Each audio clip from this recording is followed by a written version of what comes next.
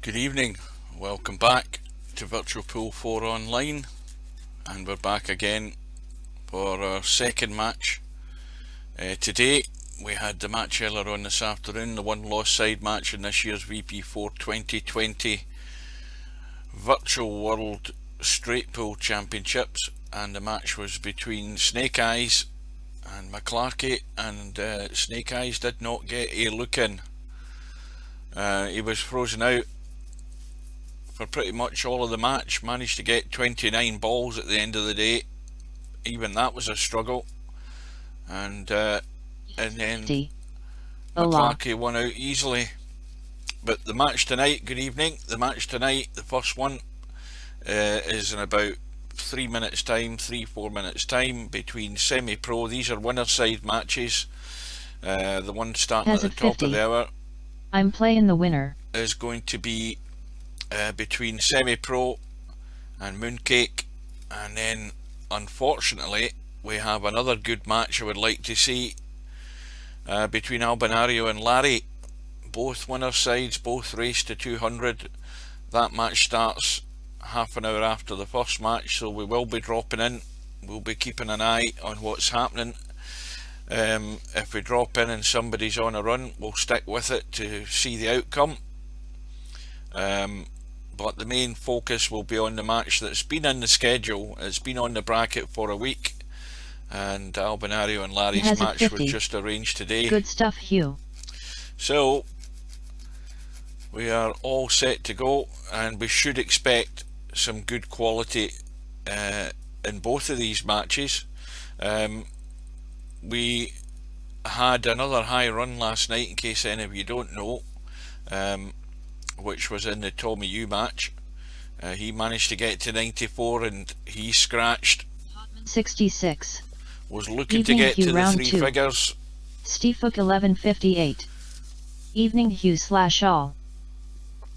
Welcome everybody. We are I'm expecting good quality. I mean, we've got all 4 players who are going to be working hard. They're going to be thinking about what they're doing, so you should expect a much better standard, because we're getting to that stage in the tournament. It's going to be down to the quality players that are going to win through. If you can't string any more than 5 or 6 balls together each visit, you ain't going to get anywhere, I'm afraid. He has it 50. I hope Potman's listening to that. Semi for a straight 200. Potman 66. Semi has been in his snooker room. Not ideal practice. Well, we'll soon find out. We will soon find out. Don't take anything for granted. You can't do that in this tournament. All it takes is one mistake and you might have a long sit down. Now that match last night with Tommy Yu, he has it 50. Tommy Yu has the first snooker hour of the match. And straight is good for him, I reckon. Well, Tin's arrived on a Saturday night, so the room should be going up any second. We are tick-tocking along here, and it has got to go up any second now. We don't need to change the cloth colour, everything's set. I hope the audio is okay. I don't need to check it. And I'll tell you something else, the text to speech thing will get shut down straight away if that numpty comes on. We won't have any 66. arsing about with that. I'm looking forward to playing Bill ILL. Try keep it tight, and he always leaves a chance or two. There we go, room is up, Mooncake is in. We'll get a look at his cue so that I know who's who.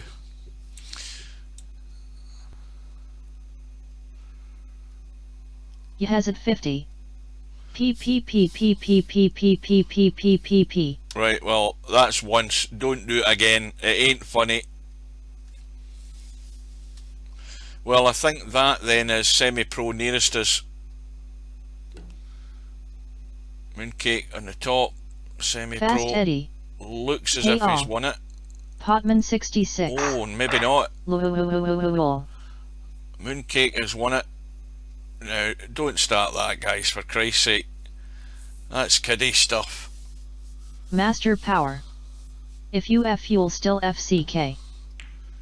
So, Semipro with his safety break, it's gone wrong. Big time. And I told him, you've got to get it. You've got to get it right. If you don't get it right, you can get a double kiss. And that's what's happened. It's always a dicey one when you're trying to spin into the back of the pack. Wow, poor break. Well, how poor is it going to be? How much is Mooncake going to make from it? Potman 66. Wit's been gathering logs down the woods just in time. Well, it might not be that much damage because Mooncake has locked himself out. There's nothing on. So You has it 50. The break on Semi's page ain't easy every time. Well, Semipro has got out of jail straight away. Now, does that 15 go in off the jaw? Because it is extremely tight to try and squeeze that past the 3. Potman 66. Nope. So Semipro is going to have to work on his break again, because it certainly failed him there, and that could have been so much more punishment he would have had. So he's got off the hook once.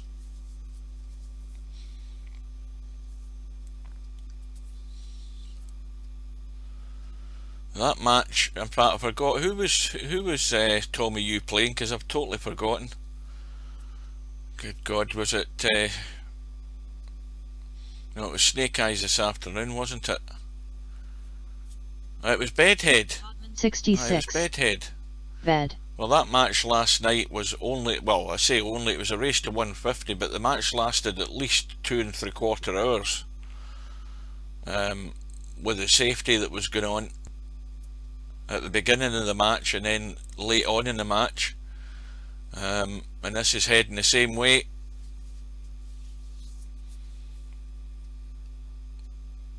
Got to watch coming back towards the pack, as long as he doesn't squirt out and leave the 2 on. I don't think that 15 ball has changed. Hello there. Good evening, Bedhead.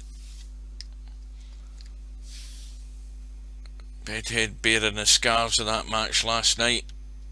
Potman 66. 8 ball and 10 mince scotch.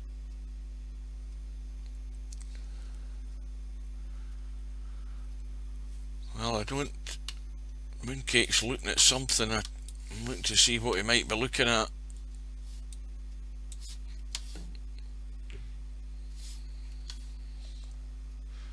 Well, Semi, I think, can't quite see enough of that 13.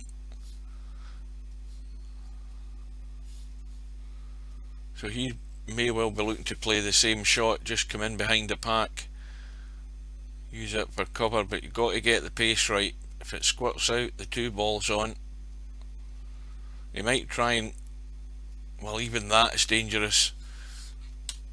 I was going to say he might try coming towards the pack, but that's dangerous because of where the 12 ball is. And now there's the bait for Mooncake. That 1 ball cuts.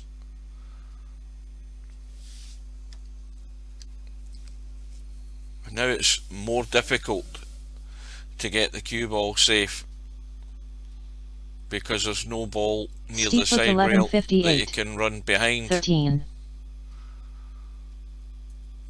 Well, that 13 it's not easy. You has it 50. 13's on. You know, he could overcut the 13 and still come behind the pack, you know, rather than going for the pot. But in it goes. Now, the shot is going to have to be the 2, but at some point he would like to get somewhere for this 15 ball, because that's the one that's going to open everything up. but he can't really do that. He might try and run into them off the 2. And he's got lucky. 11 balls bounced off the bottom rail back into play. 15 ball may well go now into this corner. Yes, it does, I think. Let's have a quick look. Yep. But we've got a couple of issues there. No problem with the 8 and 1 ball.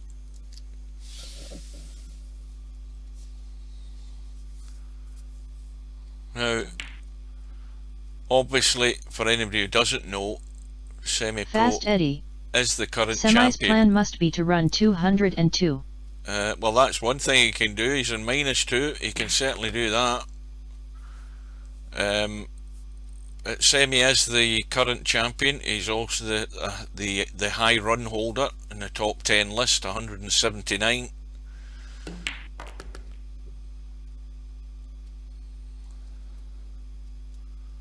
And we've got this deep into the tournament, and all these high runs that everybody was predicting, they haven't happened.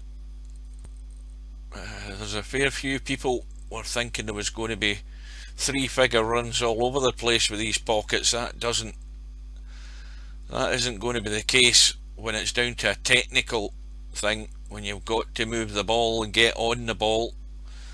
So it's not quite as easy as just potting balls all the time. And we've seen on numerous occasions what can go wrong when you get loose.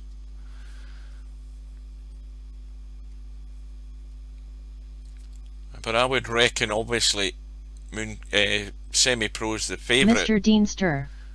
Hello guys, looking forward to this game. But it's all very well being favourite. How much pressure can Mooncake inflict if he keeps taking what's there and he gets careful and leaves Semipro nothing? How long will Semipro's patience hold out? These are questions that may well be asked, and they may well be answered at some point in the match. It just depends how this early phase goes. We've got the 12 ball, I think. Is it the 12? It's in the pack. 9 up the table, of course. 3 ball where it is not ideal for any sort of break shot. The obvious one's a 7. And he's managed to stun it out nice to get rid of the 12. Now, how can he draw this ball? Can he draw this ball without fear of scratching? If he goes around the corner and forward, he doesn't want to mess with the 7. Both players teetotal and never smoked. Right, so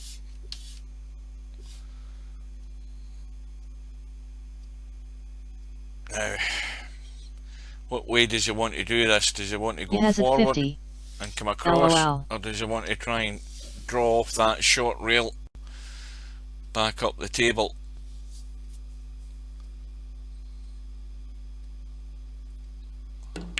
He has it 50. Keep going. Playing straight.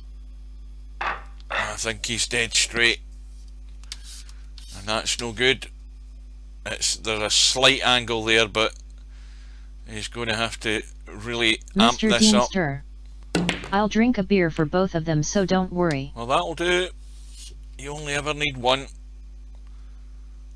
Now, I think the 14 might be favourite here, because that's the better ball to maybe do some damage here. Got to get something in play. There's not a great deal of choice once those 2 balls go, so first opportunity to get something moving.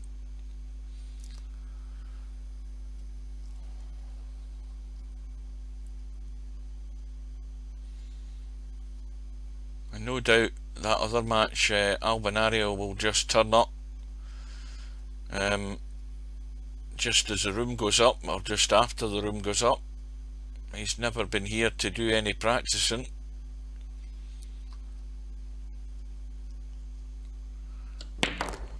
Yeah, there's the there's the problem. Cue ball has just died in the pack. How does that 6 ball look from there? Very tight, but it will cut. But he's got absolutely no say over where this cue ball's going to end up, and it may well dangerously go close to a scratch in one of the middle pockets, depending on what pace he hits it at.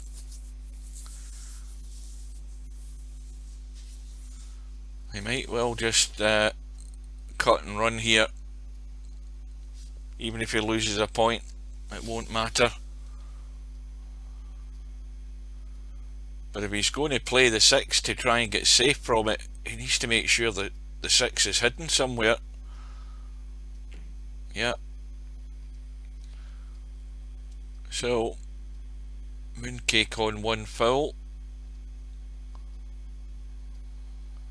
Now what's Semipro is going to take the chance. He's called the bank, has he? Into this corner that's nearest us. And it goes. Now, that 2 ball isn't ideal. He'll catch something, but maybe not a lot.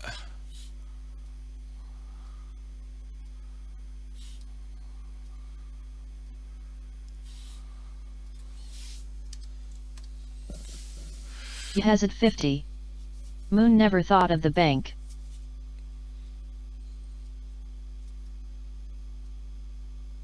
Well, it is a case of who dares wins, because sometimes you've just got to go for the shot. Obviously, it's early on in the match, but Semipro didn't hang about. Doesn't want to get locked up with long safety bouts, so he's took the initiative.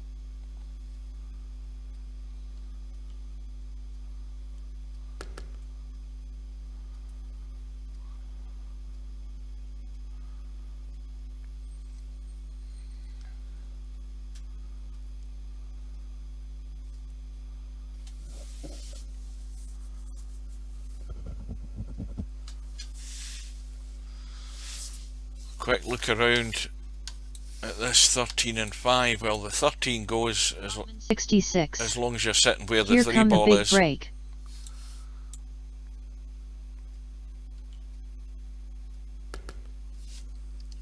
Mr. Deanster.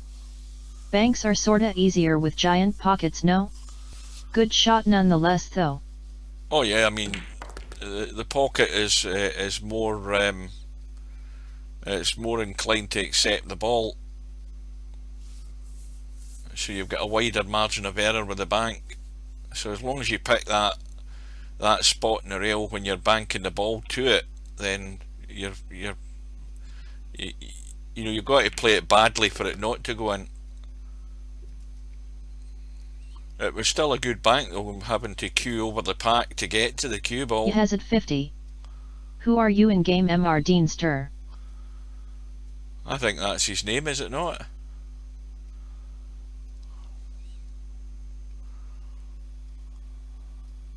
I thought I'd seen that name in the lobby at one time, maybe not. So 5 ball Mr. next. Deanster. Dean Bell, but I don't play much online.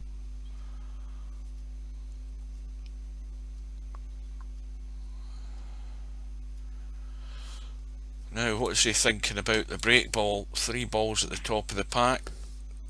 That 10 ball is not a bad position near the rail.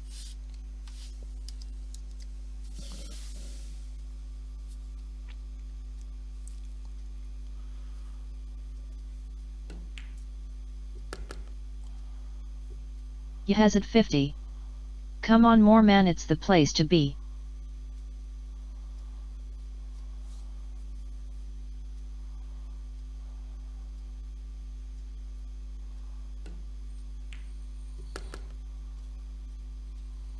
Now he's a bit in between here. So looks as if he's decided it was going to be the 3, so he's got the angle.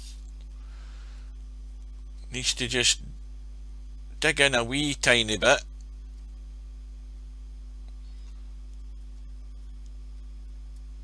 Mr. Deanster. Not when you're crap. Need to learn my cuts first, haha.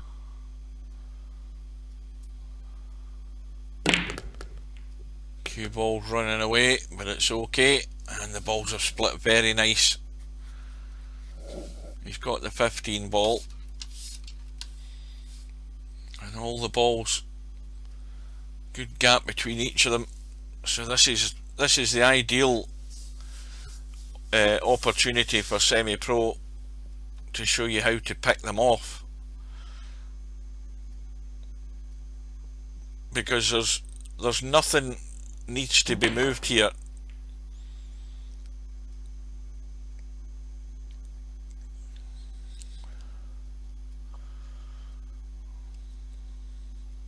Even though they're well split, it's so easy to stun the cue ball and land on a ball and have nothing. So you've still got to be careful.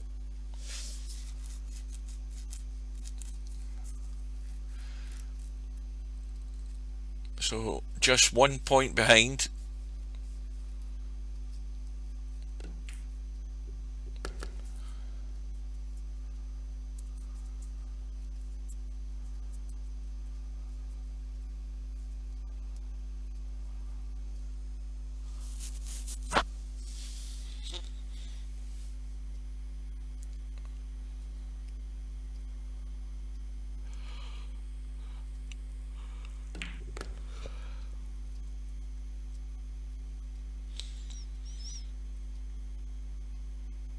When you think about it, the straight pool's not like snooker in the sense I'm talking about the pro game.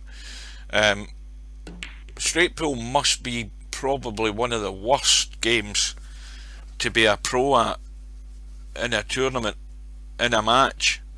For example, in professional snooker, when you think about it,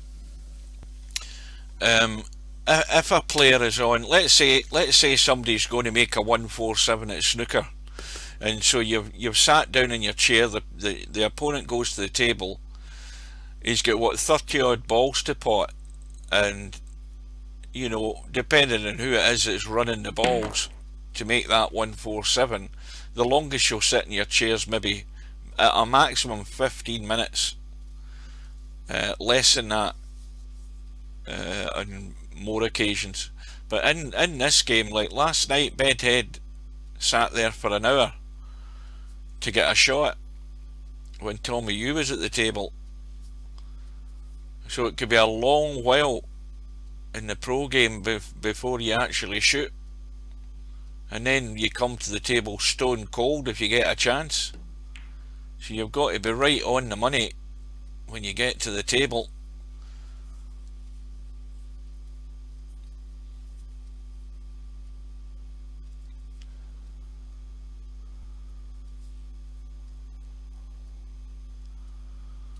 Now where's the break ball? That's the question. Is that one ball sitting okay? Well, it might be something similar. Mr. Deanster. It might be that something bedhead similar. Match was amazing, watched it today. Because that one ball sitting in a reasonable position for the same shot that he played on the opposite side of the table. But he won't be doing it this time.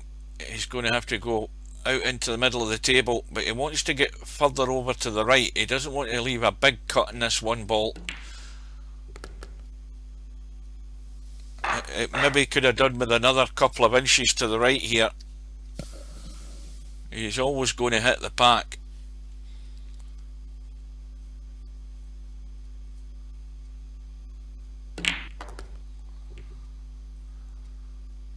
Now we might have a problem.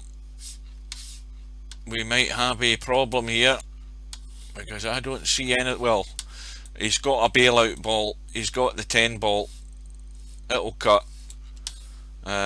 He's looking at the 1. What's he doing? He's cutting the 15. Oh, well, that was a risky shot, but he's got away with it. That 10 ball would have cut. Now, what about the 14? Well, that's improved that situation, because those 3 balls, as long as you take the 3 in the middle, that opens up the 12.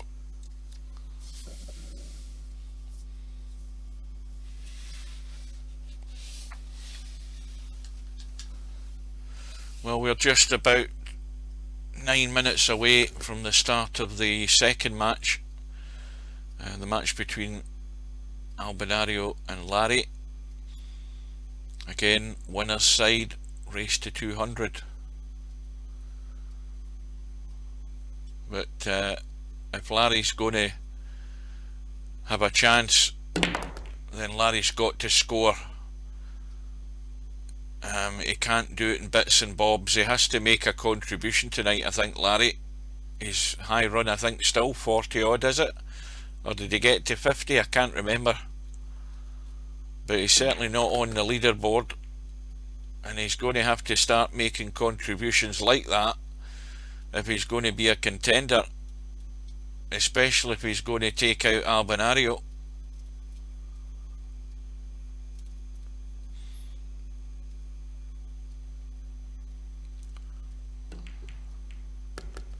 So the run goes to 33, and the lead is just beginning to build up.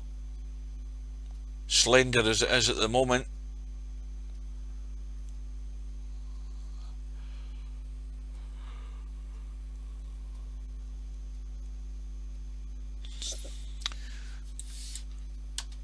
Three ball looks pretty good where it's at. 8 ball looks good, so he's got choices here, which is always good when you're looking for a break shot. You might have to take evasive action for some reason or another, but it's always good to have a backup ball.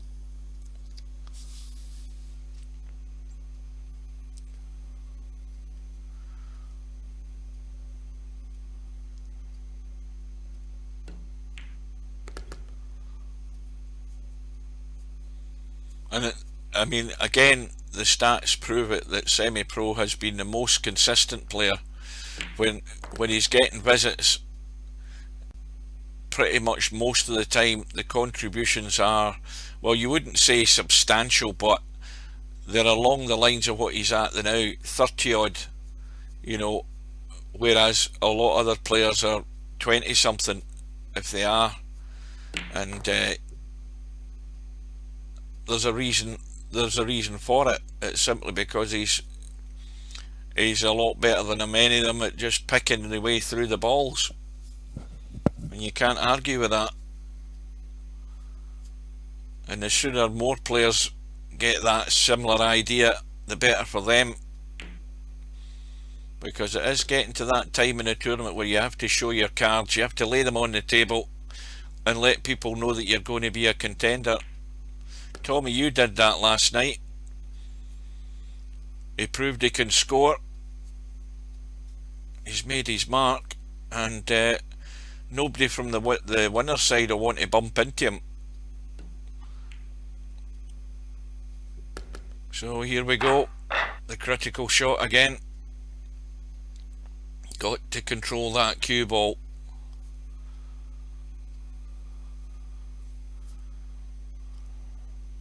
And also that little query that Bedhead, I read in the chat, I think I was busy doing something, I might have been updating my videos or something. Bedhead last night, I think it was last night, typed about, or was it Bedhead or was it somebody else? Anyway, it doesn't matter. They typed about the top 10 high runs. Now, just to clarify high runs, the fact that Semi-Pro's made 179, he's got a high run. Tommy pressure.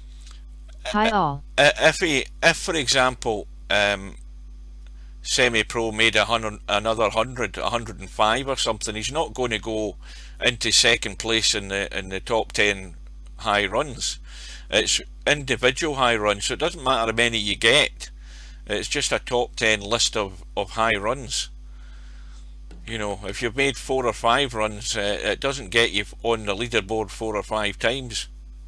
Tommy pressure. Intense match it was P.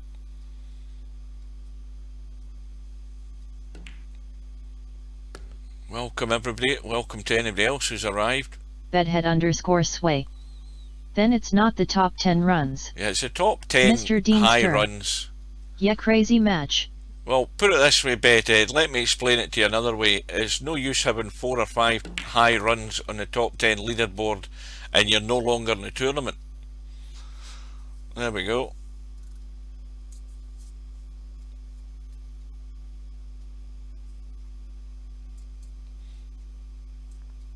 Yeah, high runs is that's what it is. It's one, whatever your highest run is, as long as you get into that list.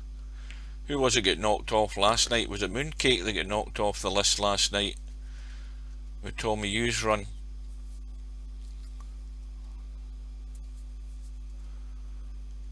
So Semi-Pro's run has reached 47 and he's got the 13 ball, I think. That's the 11 that's there, so that must be the 13. Yep. He's got the 5 as well. Once again, he's got a choice of 2, but in fact he's got a choice of 3 balls. Can use that 14 in the side rail if it comes to it.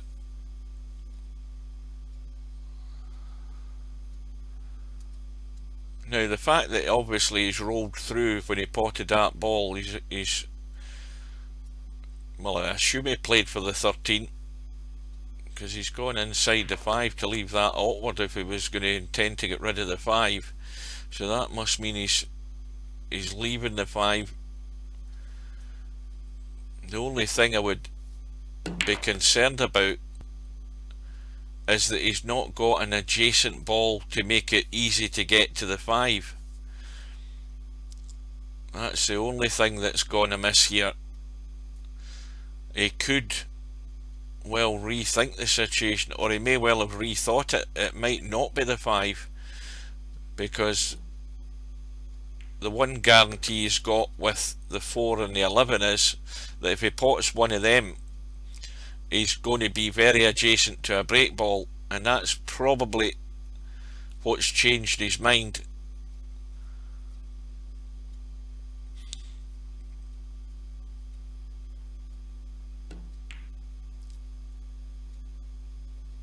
So that's what it's going to be. It's going to be the back of the pack, the flat back pack,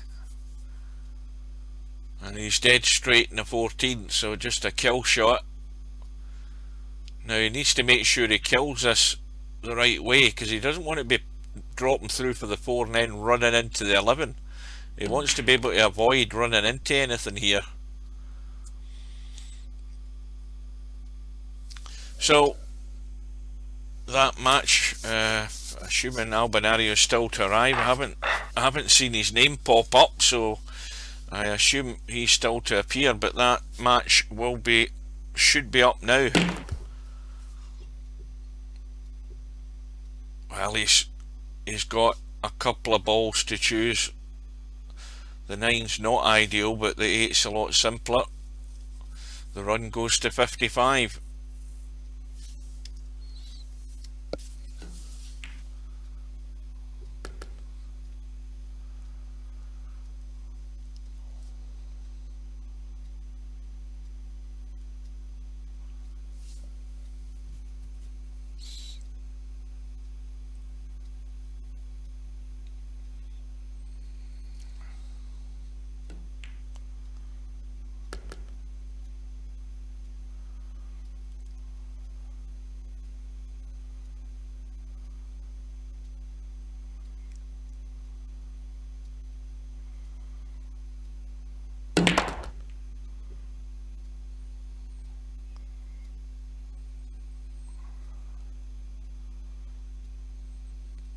Now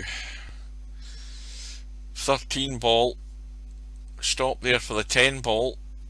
or run through for the 14 ball or the 6 ball, so he's got 3 choices here in what he does. The fact that he's landed there means he can take the 10 ball and nudge things open. That was a sort of 3-in-1 shot there. If he got good in the 10, he was always going to take the 10, just for the simple reason that he's going to do that and free everything up. So he's in a good position again, although there's 2 balls in the triangle. Well, 3 if you can count that 14 as well. But the 7 ball's sitting good. And the only other thing he needs to do is if he's going to end up trying to take any of those 2 balls in the triangle up the table, it has at 50. He's going to have to get Like rid of the 2. See a 200, not for Moon though, but still. So there's a slight problem here, which will be concerning him, is those 2 balls in the triangle and how he gets to them, because the 7 and the 6 and the 14 are all a problem for that reason, and there's not many options to get Mr. good on any of Deemster them. Would be a 202, I guess. He's going to have to take the risk now off the 6, and he doesn't want to hit that 7 for any reason. Just a little cannon. Has he blocked himself off on it though? He's got a bailout ball. That's no worry, but that's what can happen. If he didn't have that ball up the table, he was dead in the water there. Had to take that risk there just to get things opened. And now he's dead straight in the 3. So a little drawback, I would think, to give him an angle for this 14. That looks pretty good. Well, it might be a wee bit straight. He might just roll through dead weight. Wouldn't have played it like that without the backup ball. Yep, it was always dangerous. I mean, another millimetre and a half and he would have been fine on that 14 ball. This is an awkward one as well, because he's running into the whatever the ball is, the 12. So he's played a little stunt, and now we have a problem, because if he's going to keep that 7, it's going to be a testy cut in the 12 to keep the run going. The run is on 67.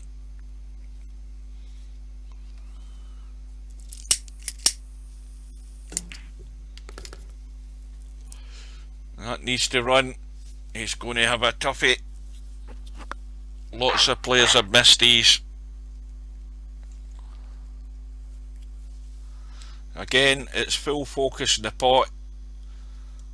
You know you're going to hit the pack.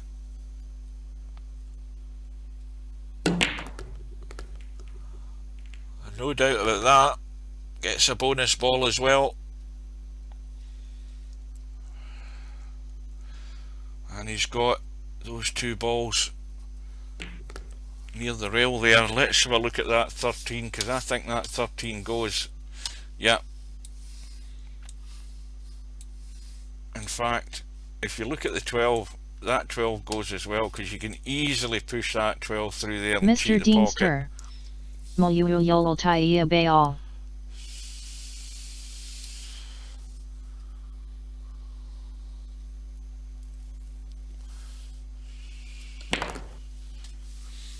Is that you using pinball terminology there?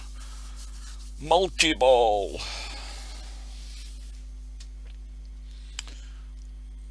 I've got that pinball arcade game. It's a brilliant pinball game. Haven't played it for a while.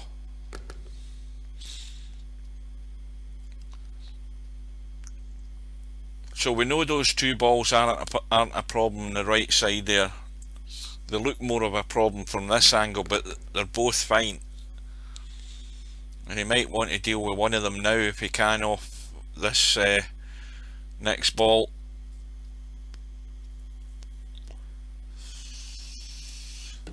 Mr. Deemster. That or Futurama. And Pinball FX is a cracking game. Yeah, I've got, well, what's the other pinball? But it's the same company that makes Pinball FX. It's the same game physics as well. Potman 66. I've got in VR too. Well, I've played that pinball arcade for bloody hours on end. Mind you, there's some shit tables that you can buy for it, but there's some good tables.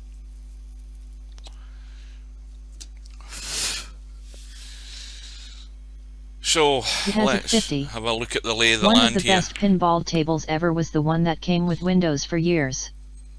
Oh, I remember that. Yeah, I remember that pinball game. I'd totally forgotten about that. Well, I wouldn't put it down as a classic. In VR you have sharks, spaceships, etc. flying round the room. Mr. Deanster. Vortex was one of my fave because of the magnets. 3 balls sitting in the top of the pack. Yes, at 50. It was a classic table, Hugh. But that table, if you compare it to the type of tables that are available now, it's night and day. I'll tell you the game. I'll tell you the table I like. I like Medieval Madness. I think that's a great table. I like it. Medieval Madness.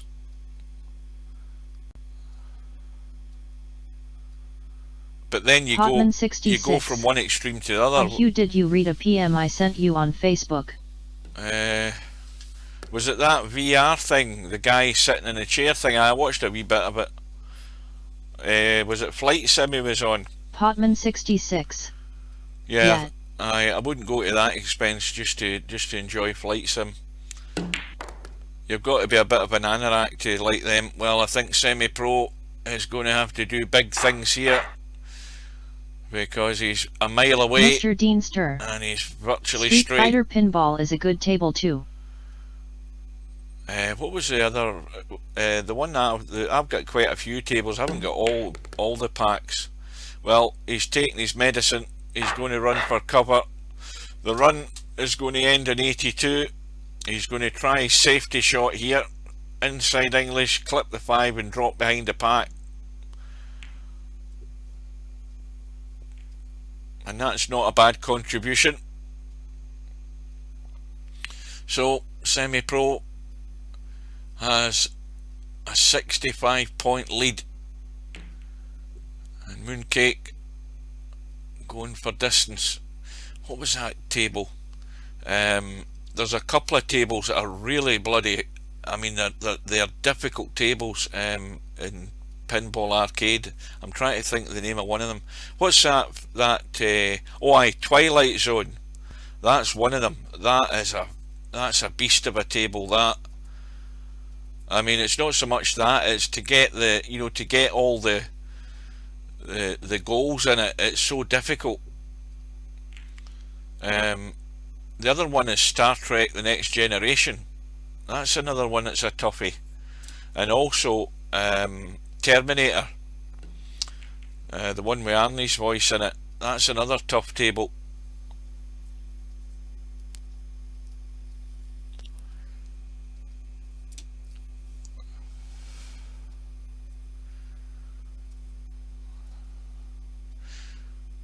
So Mr. Dean, Semipro didn't get to Terminator rail. and Addams Family are amazing too. That's a point. I haven't played Addams Family.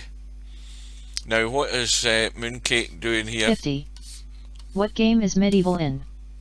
Potman 66. Aliens is a top table too. Medieval Madness is in Pinball Arcade. It's in probably other. It might be an exclusive to them, I think.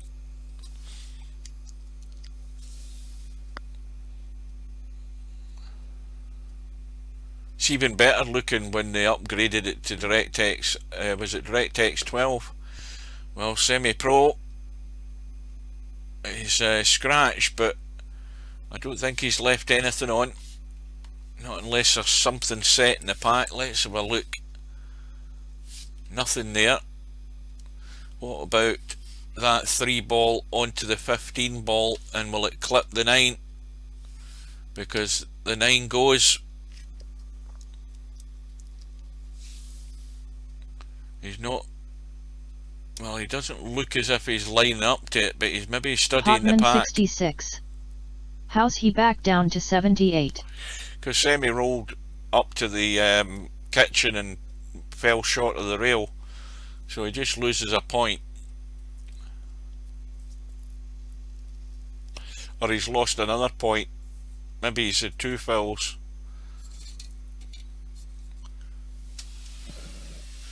Well, I think Mooncake's given it a lot of thought. He hasn't called the 9, but he has now. No, he's looking at the 13. What's he saw there? Oh, this is not another one where the path isn't clear to it. Well, I honestly don't understand why Mooncake's played that, because that's another one of those shots where it wasn't on. To me, the 9 ball was a shot if you're going to play a combo. And again, this goes back to what I said about, and I said that in other matches, that when you're behind, Holly Molly, when you're behind, you don't want to panic and try something that you know wasn't really on as a combo. And that's why it puzzled me, because I never even gave it a second thought that there was any combo that side. The combo was the 9 ball. That had a far greater chance of that going in, because it had a path through to it. But that combo that he chose there, I don't know what he took to convince himself that that was on. And that's playing into Semi-Pro's hands, I'm afraid, because you don't want to commit yourself to do something silly or to take such a high risk shot and do that and then leave all of these for Semi-Pro just to stretch away. So while Semi-Pro is at the table, what we're going to do is we're going to have a quick jump in to Albinario and see what's Potman happening 66. Yep, it didn't look like the balls were anywhere near lined up. Well, Larry at the table on a run of 19. Napnicker 99. Larry on a 20 run, don't bugger it up. So, well, the possible break ball there, the 7 ball.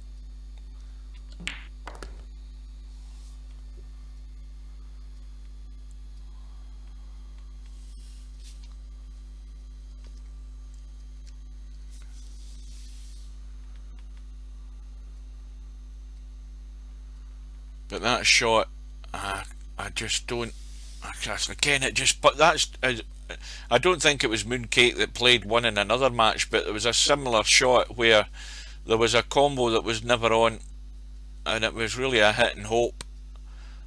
And that was very, very similar, because to me the path was blocked by balls covering each other in order for to get a clean hit through to the object ball. And don't forget, in that other one I was talking about, whoever's match it was, I can't remember, but what I do remember is there was an alternative combo which I had picked out, which was still a far better choice than both of these players chose. Hopefully it wasn't Mooncake that did it the last time. I cannot remember who did it. Bedhead _ sway. Tommy picked out a good one last night. Aye, well, that's where you've got to listen to yourself. If the wee voice in your head is telling you that's not on, then for goodness sake listen, and don't play something like that when you're 50 odd, 60 odd behind. We'll stay with this and see how Larry gets to the break shot.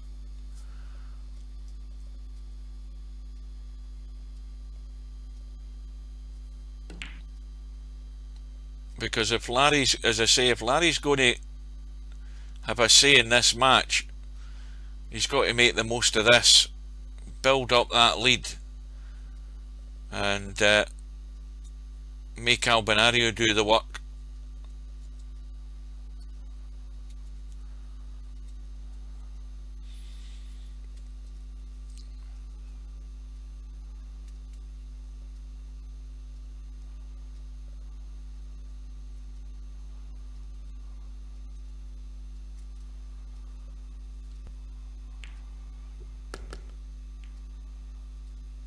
Well, it looks like it will either be the 5 or the 4.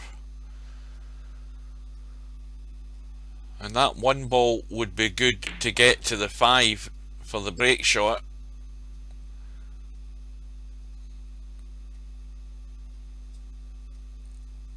The problem with the one ball to the 4 ball is that if he doesn't get straight on this one ball, he's having to move the cue ball more. So he's below the 1. He's going to run 2 rails, I would assume. If he's going to run 3 rails, that's one where he could end up straight.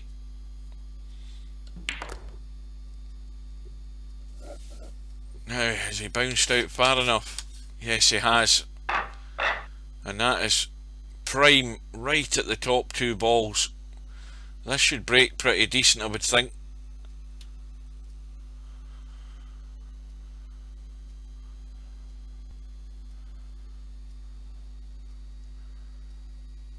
Now he's drawn, just below the equator.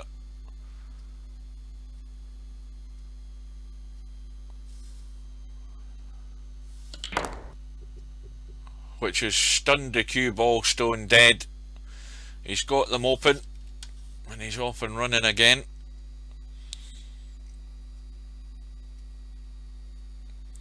Right, so Larry, we're going to give Larry a few balls here.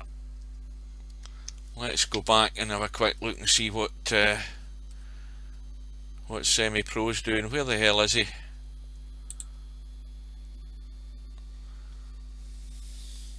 Well, he must have broke down because he's back in again and he's on 4.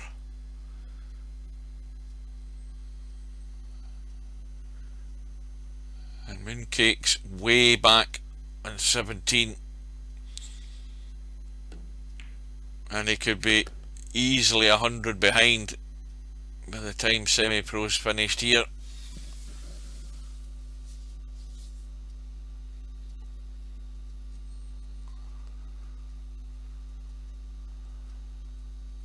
Potman 66. Go back SC Larry at work? Yeah, we'll go back in a minute.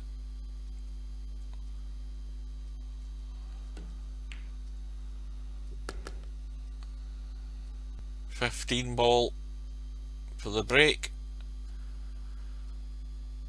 Slight problem with the 10 and the 8, but if he takes that, whatever the hell ball that is on the right hand side up the table, like he looks as if he might be doing, then he can easily drop behind one of them and get rid of it, whatever one he wants to pick out. Stefook 1158. Potman no second monitor.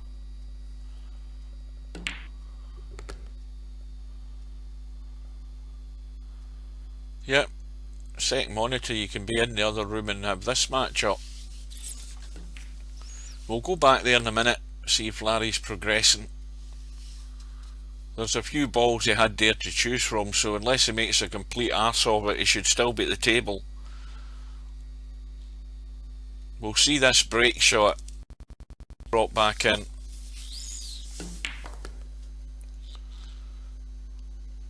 Now, what's he left himself on the 13?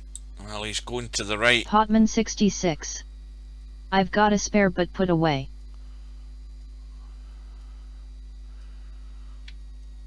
Well, this has got to be a good pace to land nicely on this 8 ball.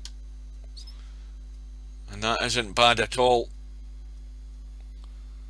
Now he's got a choice. He can pinch it into the pocket and go forward and come off the rail. Stefook 1158. Or the little, well, okay, do 50/50ths on one screen. He wanted to come back a wee bit more.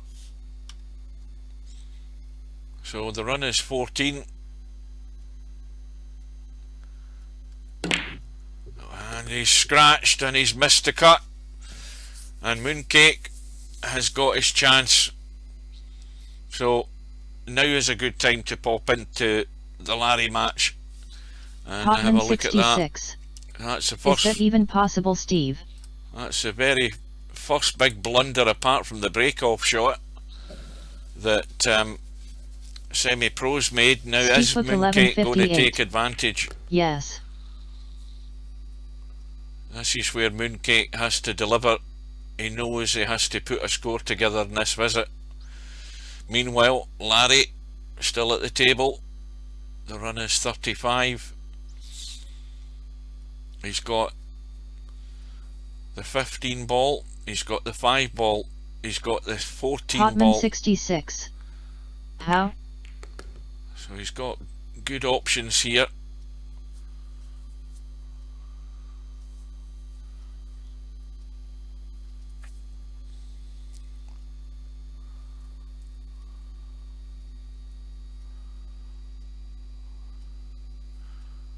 Even this 12 ball, you've got to be careful going forward that you don't straighten the cue ball up, because it would just go forward and go straight in off the jaw with these pockets being so accessible. But he's got the choice of 3 balls. So in desktop mode VP4. Yeah, you put it into desktop mode, you can shrink down the screen.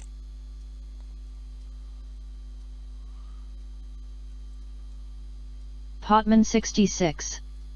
Right.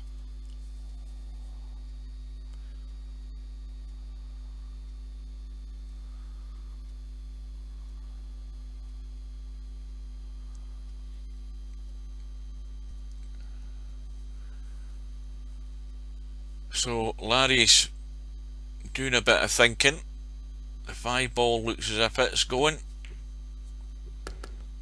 and it looks, well, it's still up in the air as to what one he's going to choose, because both of them would be good. And if he goes up the table with a 15, he's going to go inside the 14 ball. That's what he's doing. I don't know whether he wants to be taking this into the middle. He may well take it long, but the idea is that if he takes it long, and if I get my line to go straight, 86-12. then he can go they inside. Say that about the pockets Mosconi ran 526 on. They were so big. The most amazing thing about the run is that he never scratched.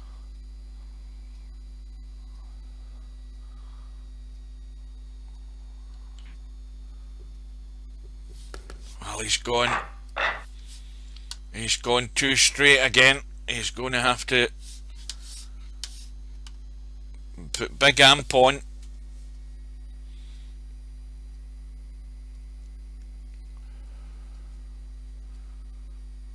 Potman 66. Yeah, but it blocks half of Hugh's stream.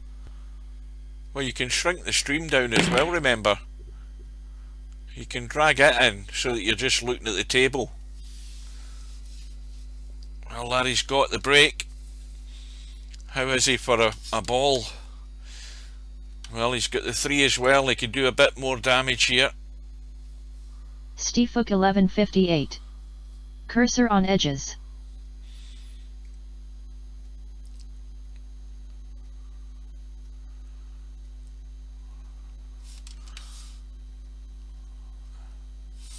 That's got to be the shot.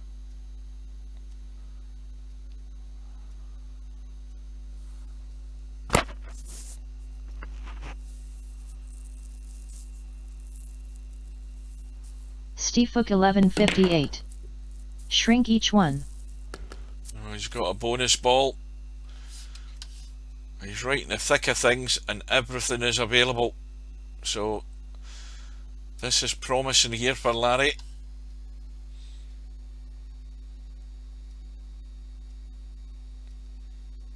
But is Albinario a sleeping giant? Is he waiting to pounce? And is Larry going to make the most of this and make a considerable run?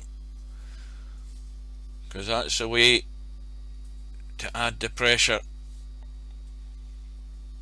Once you get inside your opponent's head by making a score in this game, it puts the pressure on them to come up with a reply.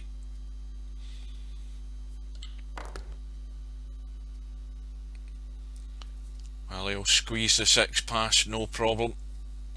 Plenty of room. Potman 66. I can't shrink stream. Yes, Restream.io. you can shrink the Trophy stream, congratulations.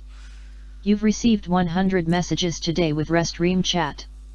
You know the tab at the top of the screen where you if you had the stream down on your taskbar and then you hit the taskbar to bring it back up, the sort of line in from the, you know, how the cross is at the top right hand corner to shut the window down. Well, it's the line in from it. That's the one that makes it full screen. Mr. Deanster. If you press F that, for mini player. it should shrink down to a smaller size, and then you just draw it out from the edges to whatever size you want it. Same as you do with VP4. It's no different. So Larry, overall on 49, the run is 48. Potman 66. Sorted cheers. Now again, Larry is he's spoilt for choice here, Larry. This is sitting very nice. There you go.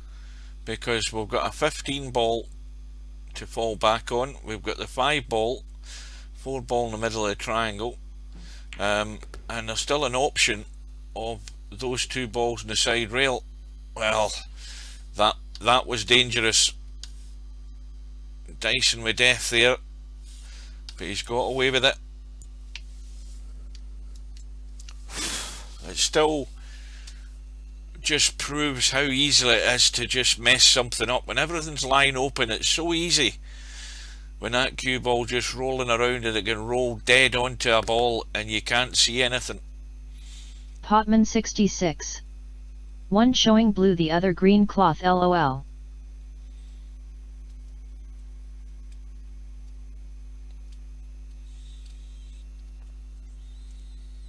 Stefook 1158. LOL.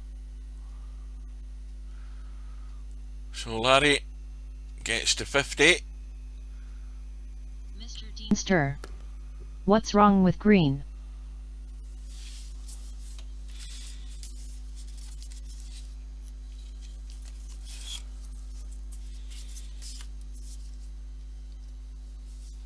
Potman 66.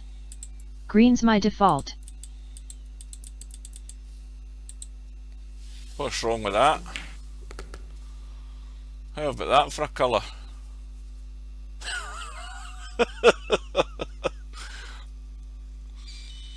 It looks like somebody's taking a shit in the cloth.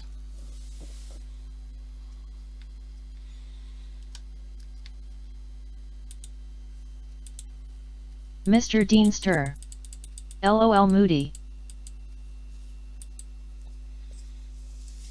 It brightens up the place choosing the blue cloth. The green cloth is drab and boring. Evening 8612. Are any of the top VP4 players also well-known pool players in real life? Semipro thinks he is.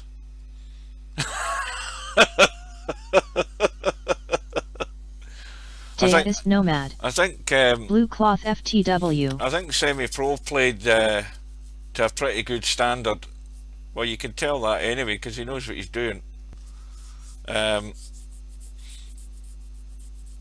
Deist Nomad. Yeah, green is too dark. There's quite a few players have played to a reasonable club level, yeah, but there's no world-class professionals in VP4.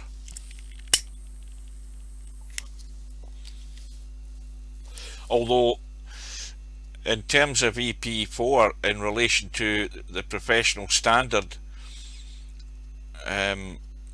there's not one of these guys is as good as a pro level. The top quality pro level players at this game, for example, because there's an awful lot more professional players in straight pool. When they get a chance, they're going to run. It's pretty much a given that they're going to run 100 balls because they've got that cue ball movement well under control.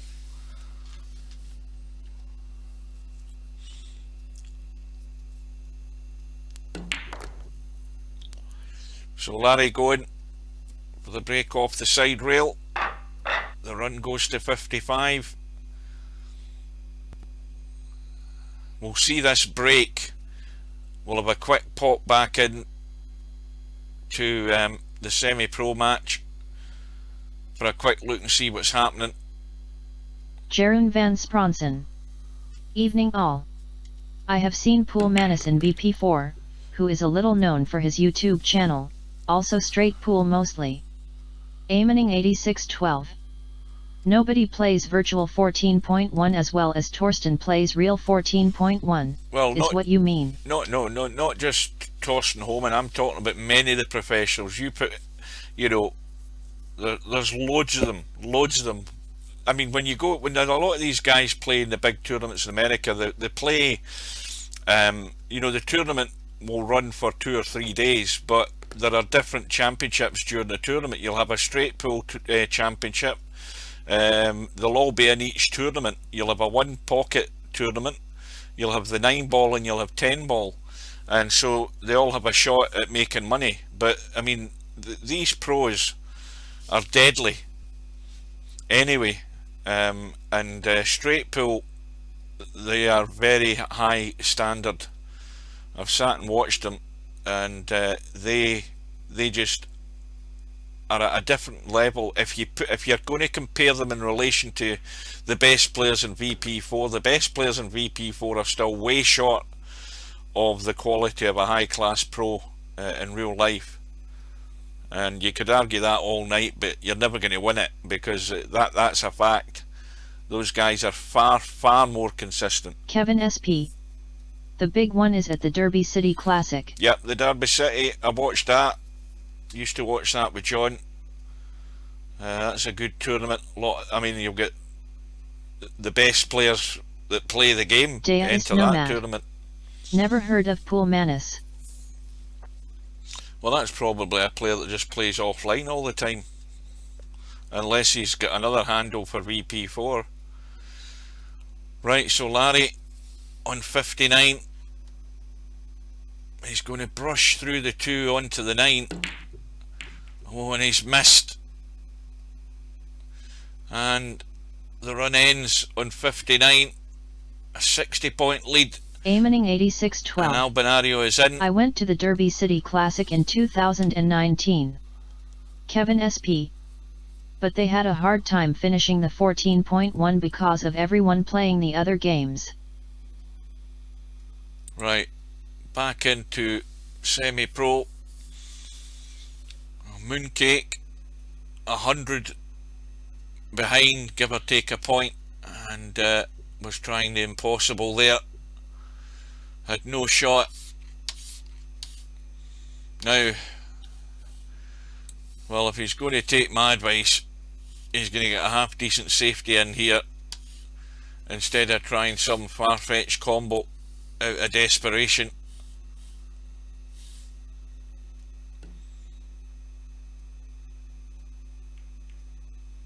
That's how thin you have to get them. Exactly like that. You know, the width of a hair and no more is the touch you need, so that you don't disturb anything and knock something into play. And that there was just overhit by Semipro, because that's about a foot too much. He wanted to drop dead onto that bottom rail. So in the other match, Albinario's got his first real visit that we've seen.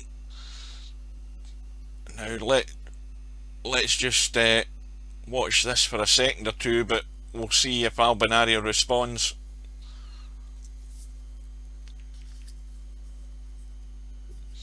Now Semipro is going to get another, excuse me. Potman 66. Hard work for Moon only on 11. Semi-Pro's got another chance to get the pace right in this shot, because he can easily skim off the 5 and do the same thing. But what's he looking at? I'll tell you what, he's throwing all his eggs into one basket here. He's going for it. Risky shot. And he's got it.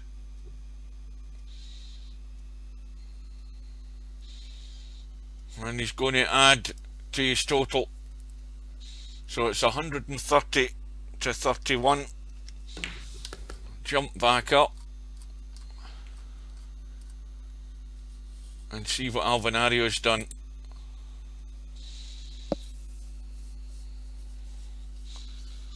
Well, Alvanario still at the table, and he's going to have to deal with those two balls, which, well, he has done, but he's got no shot on either of them unless he wants to risk the combo. He could have another go at nudging the cue ball in between them off this 10 ball. He could do that, but one of those balls would be good as a break ball. The ideal candidate would be the 9, so he can take the 11 and just kill the cue ball, get rid of the 10, and then the critical shot is about to come.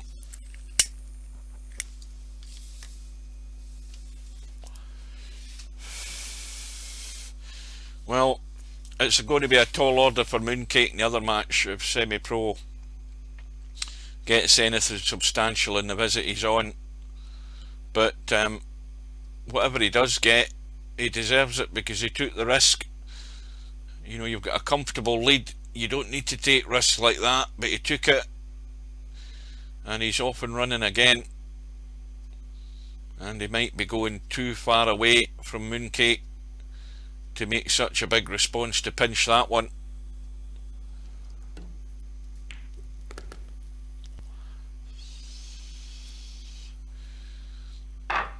So Alvanario 50 behind. Good break ball. Cue ball, oh dear. Cue ball clips the top of the pack, runs into the middle, but that's not the problem for Larry, because Larry now has got a free go and he wants to add to that total to just crank up the pressure on Alvanario. So that unforced error has given Larry a great chance. Well, he's got 1, 2, 3, 4, 5, 6, 7 balls. 1, 2, 3, 4, 5, 1, 2, 5, 6, 7, 8 balls to choose from here if he can pick his way through them without disturbing the pack. And that 10 ball is an ideal ball to get into the bottom of those balls.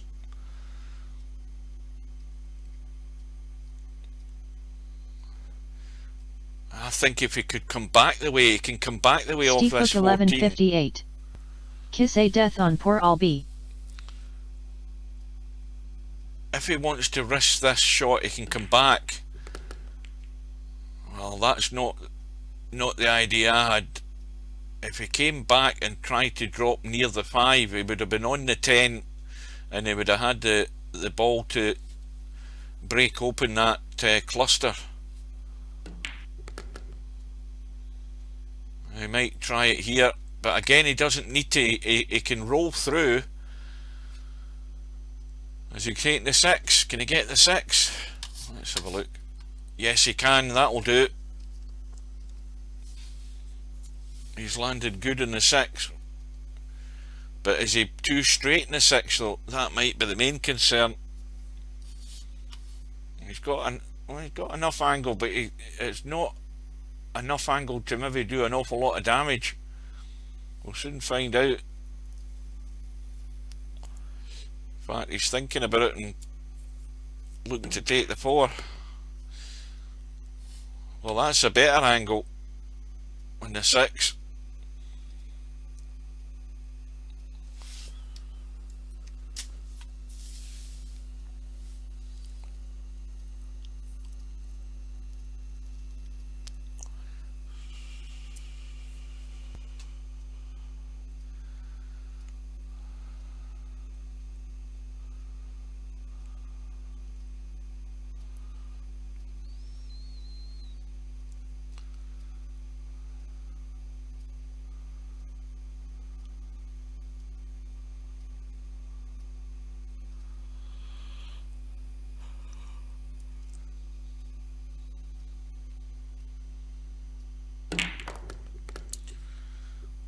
Cue ball squirting away.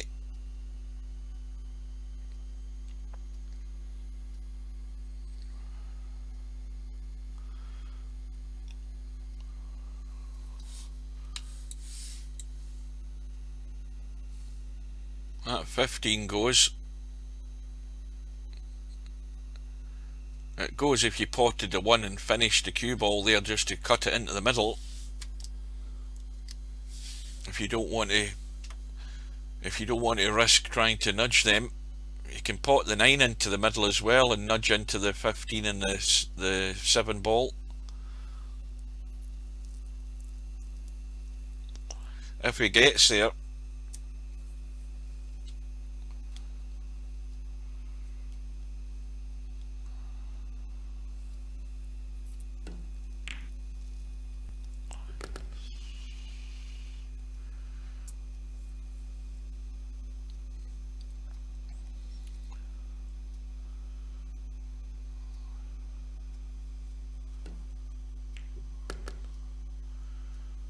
Well, he might risk it now.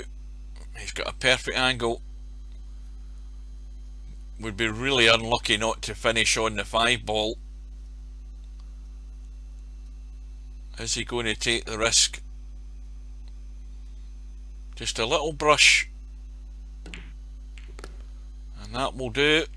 He's on the 5 or on the 1. So he's got a break ball and everything's looking good.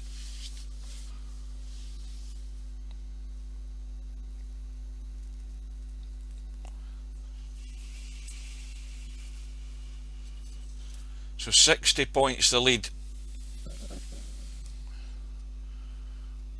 And he would love to get to 3 figures from this visit.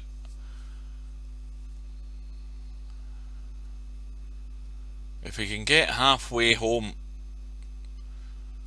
that's got Albinario back against the wall.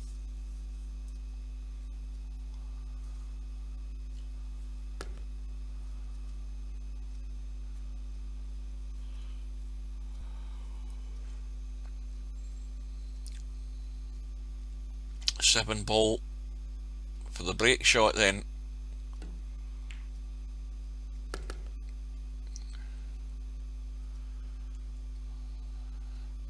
Now, is it worthwhile stunning up off the 10 to get that 1 ball into the left middle, or is he going to leave that as the last ball? Yep. Oh, it's a 9 ball, not the 1 ball. But with this shot, he has to get nice and straight in this 9 ball if he can. What way is he going? It looks as if is he potting it dead weight just to drop in behind it?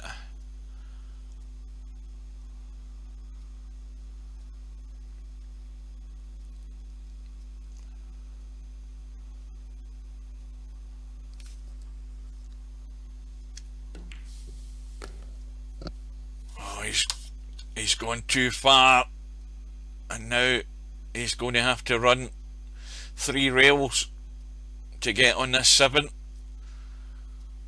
And this is what you don't want. He wanted to be directly behind that 9 just so he could roll through. And he's got too much angle to check the cue ball and come back across, so he's got to run.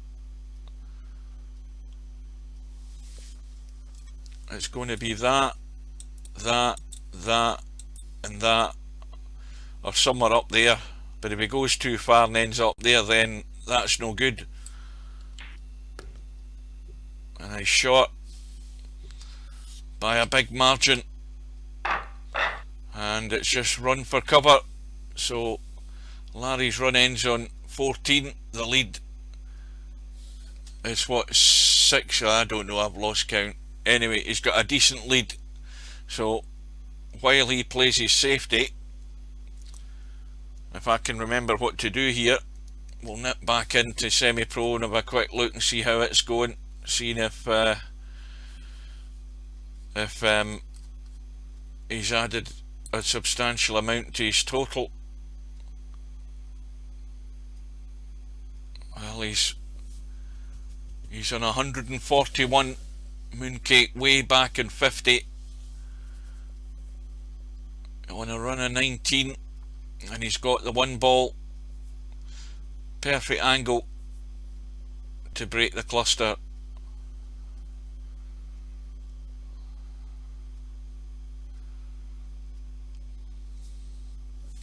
I'll have a quick drink.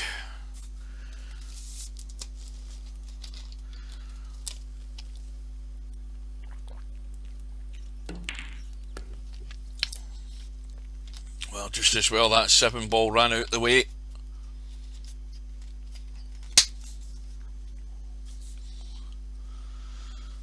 Well, this is a vital visit for Mooncake. He's got to eat into that deficit as much as he can.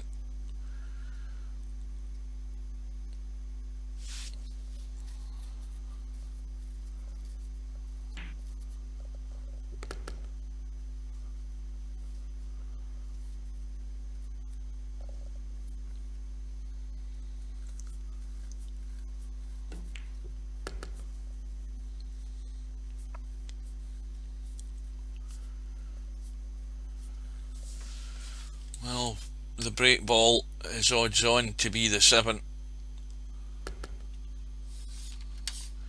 Nice angle in the 8 to run it around the corner and get up for the 3 if he wants.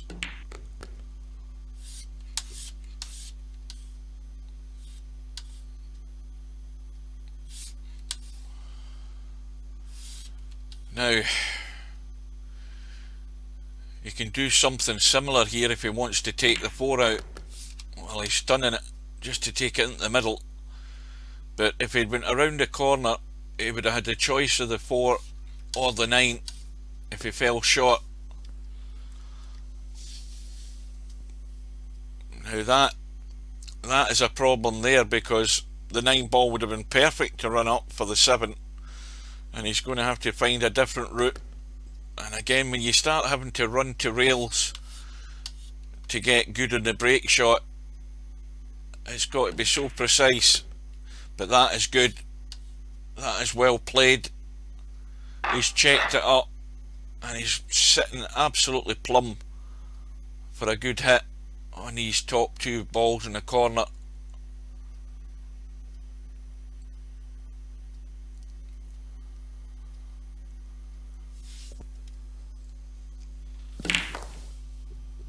Well, that cue ball wanted to go to the pocket.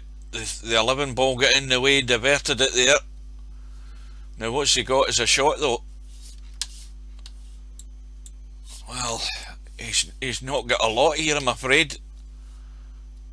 I mean, he could actually cut the 11 if he's really, really desperate. The 11 will cut.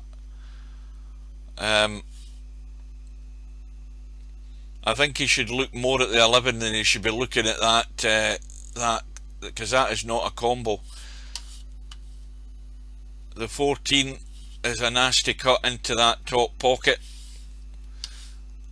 Why is he not looking at the 11? The 11 goes.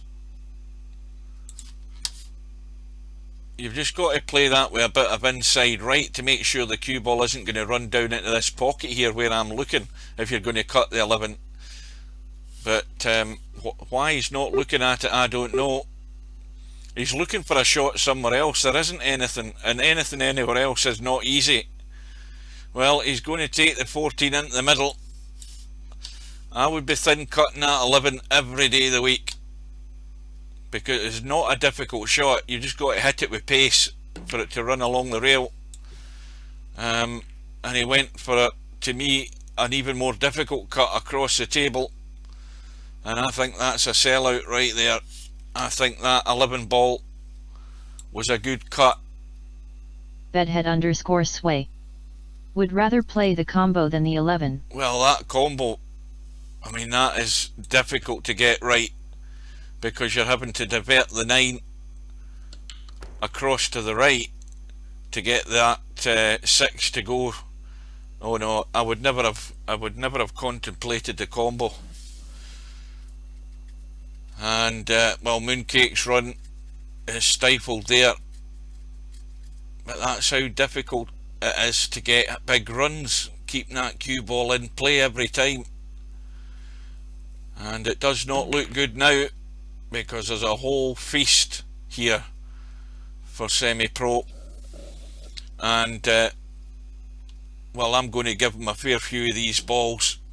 So with that, now is as good time as any to jump back in and see what's happening with Larry and Albinario.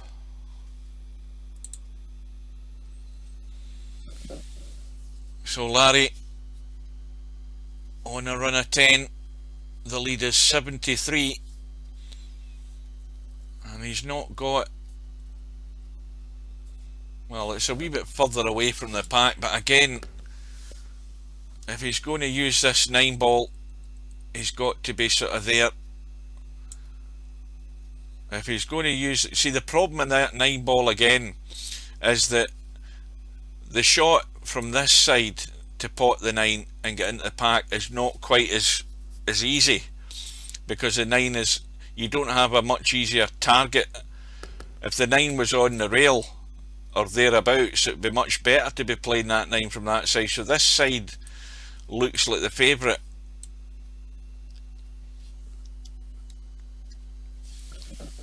And he's got a good angle on the 1 to get there. He just does not want to go too far inside near the rail. He wants to find that parallel line. It makes it a lot easier. He might have gone too straight again. Yeah, too much juice in it, Larry. Yeah, you're going to struggle to get anything here. It's going to be again a big stunt, and he might clip the 2. He might have to draw a bit.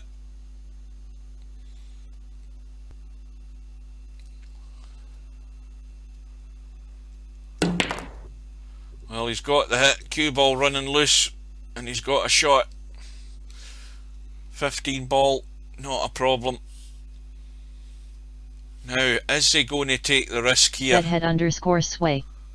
Good enough angle. Is he going to take the risk? Well, it was good enough that it would, you know, if you hit it hard enough, it was going to get there. But it wasn't ideal. It was just leaving him a bit more to do. Now, I thought it might have been worth hitting that with a wee bit more force to try and rest onto those balls and open them, because he would have always been in the 14. Stephen Lee. John Higgins cunt.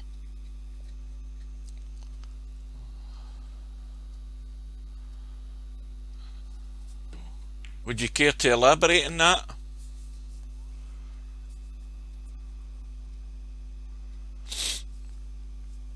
And Larry goes to 3 figures, and now Albinario looks an awful lot in the distance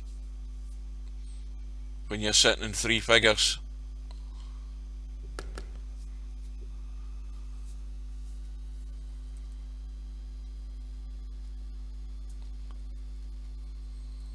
Stephen Lee. Only having a laugh.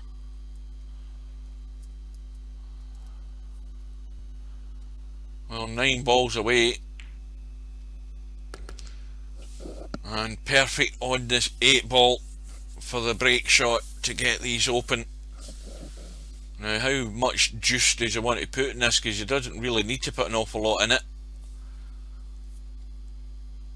Just enough to open them up. He doesn't want to slam them all over the place. Well, that's as good as a slam.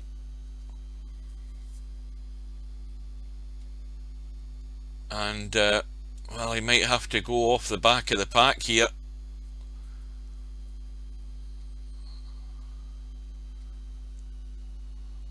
Because well, the 12 ball again is not ideal. It's an ideal ball, but he's going to have to take it, because he's got nothing else easier.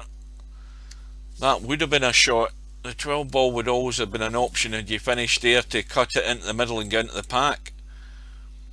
So we're looking for an alternate route here, and he's either going to just brush through on the 7 in which case he's going to nudge the 10, and he might nudge that more into play at the back of the pack. So it's looking even more likely he's going to break from behind.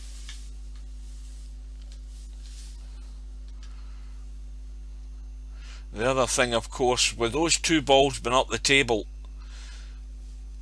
Stephen Lee, and so few balls can't dismiss left, the Rolls-Royce Q Action though. His problem is these two balls in the bottom rail. One of them's going to be the break shot, from what I'm looking at, and he doesn't want to have to do too much work to get to them. So he's now nudged the 5 out. That's not really made much of a difference, although it's right at the corner of the pack. It's, I mean, is it parallel? Yeah, it's just north of parallel that back line.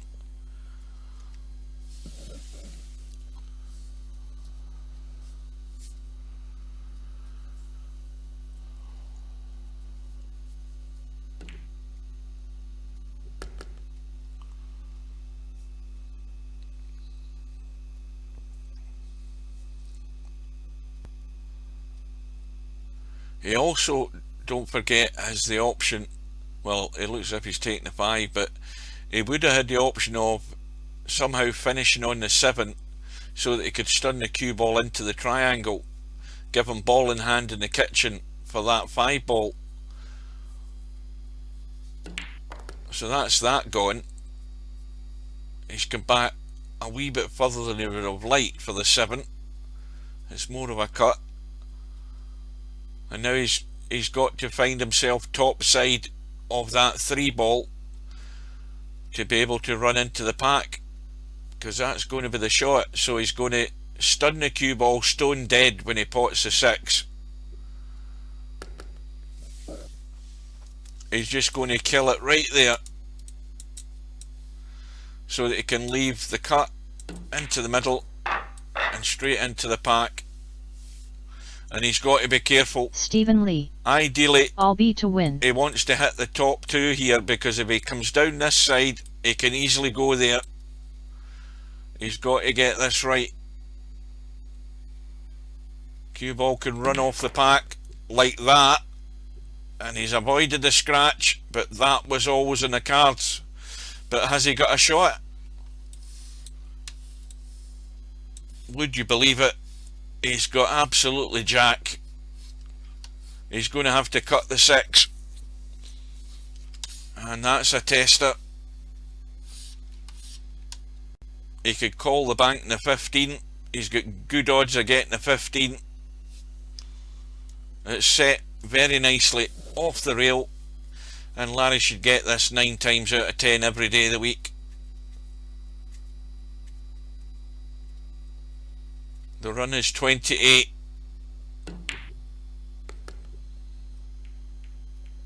And he's on the 9. He's got the 13 as well up the table. That would be a good ball to take, because he's going to open them up. He's going to cut the 5 and do the same. He might run into the 10 and 1 though, but the 13 looks good.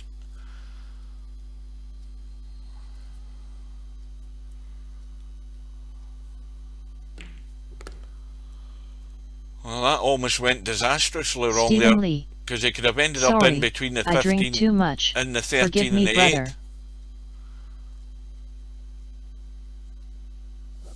Don't tell me he can't see the 5. You see how much trouble he's getting himself into there, having to dig out the cut. Well, he's on the 5 now. It's just so easy to go wrong whenever it looks that you're sitting very nice. A nice, you know, the balls are all pretty well spread. It's just so simple. One shot can kill that run, because you're on a knife edge every time you just run into the balls.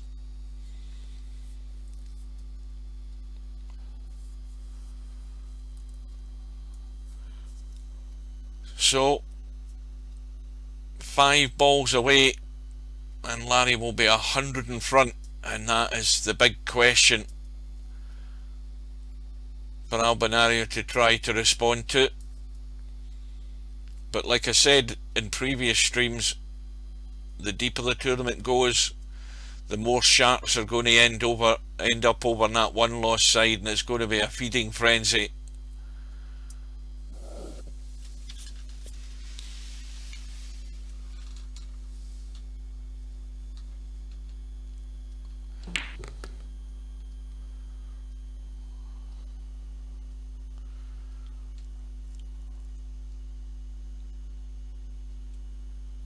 Cobra 4. Hi everyone. Well, good evening, Cobra. You've arrived to the party.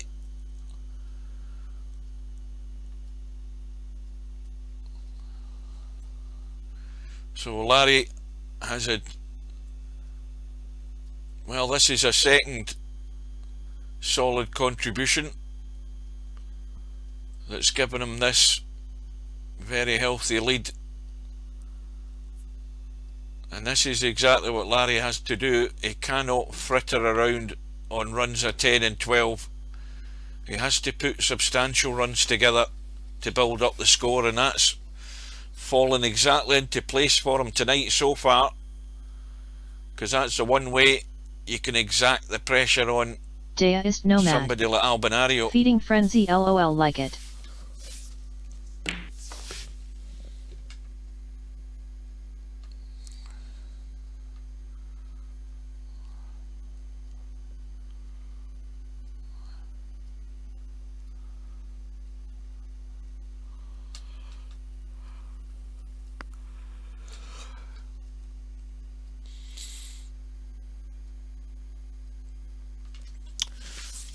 Well, I'm looking at that ball up the table and thinking, well, what purpose is that going to serve actually being there, considering the way these balls are all sitting? And I don't think it's got any value there at all, so he might as well come back off it and get on the 6. Now, the only thing with this shot is he's forced into taking the 13 because he's not sitting good in the 6. He's going to go behind the bunch off the 6 with the angle he's got. So the 13 is something he's been forced into taking. If he'd been further to the right on the 6, it would have been a better shot. And he's still got the 8 ball. And then he wants to, if he can leave himself straight in the 6 with not a lot to do, then he can drop behind the 2 and 4. Stephen Lee. I want to go shop but anxiety kicked in, lol, my local COOP is depressing.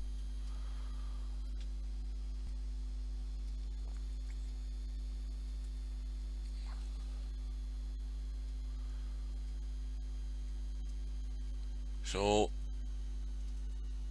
100 points the lead for Larry.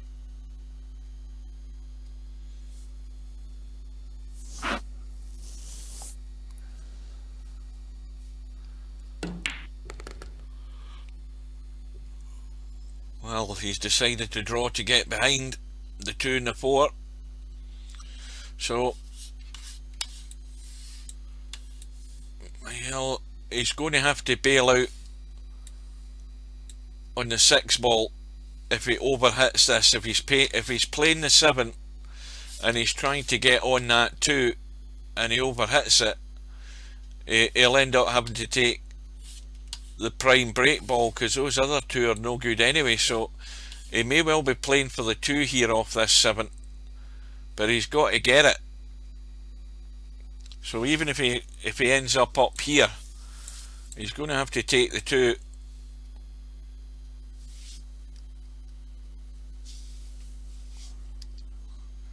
So it's all about where this cue ball ends up. Well, he's brushed into the 4.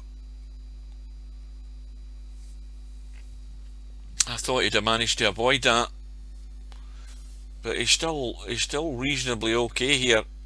It's all about landing on the 4 now to make it simple. Now he can pot the 2 and just draw across to the left here and hopefully get straight. Well, he's running. He's running it this time and he's got it pretty nigh perfect. So now the table's at his mercy. He can run through 2 or 3 inches, and that is ideal. So we'll watch this break shot and see the result of it, and then we'll nip in for a quick look. The run is 41. The lead is 104. And a quick nip in to see how Semipro and Mooncake are doing. Well, Larry's got balls to continue, so let's nip across.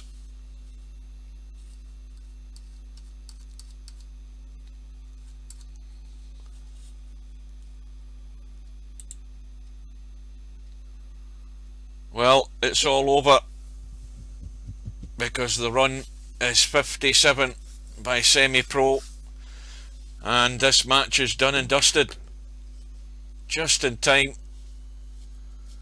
So the contributions by Semipro are significant given the chance, and that's why in the end he's won out comfortable by 200 points to 60 against Mooncake, and Mooncake still survives. He's going to move over to the one loss side and have to battle it out with the rest of them. But that's another solid win for Semipro, albeit he's going to have to work on his safety break because that didn't work tonight. And I think he had one other error that I saw, but other than that, it has been very solid. Score when you get the chance, and that's how you win. So 200 points to 60, and now we can concentrate on the remainder of the Albinario Larry match and see if Albinario is going to get a chance to respond. Good evening. And all we're waiting on now is Stubb getting his act together and getting this match with Cobra set on the bracket. And Larry just taking his time.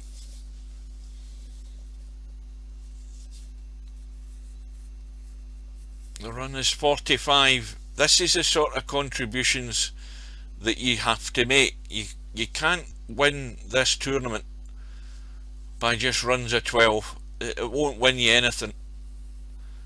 You've got to manufacture runs that are going to impact on that scoreboard, and Larry's done it up until now.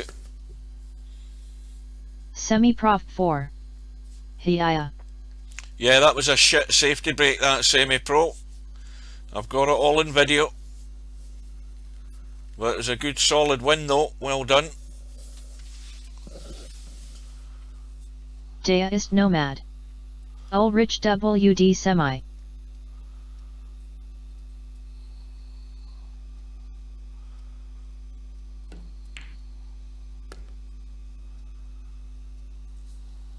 Semi-Prof 4. That was very poor. Yeah, but that's exactly what can go wrong with that safety shot. You're always risking that double kiss. If you get it right, it's sweet because you're going to nail the cue ball into the back of the pack. But if you get that double kiss, you end up looking like an umpty. But if you can get it right more often than not, then it's a lot safer break than trying to do a conventional break, because there's not many players have done it and got it covered.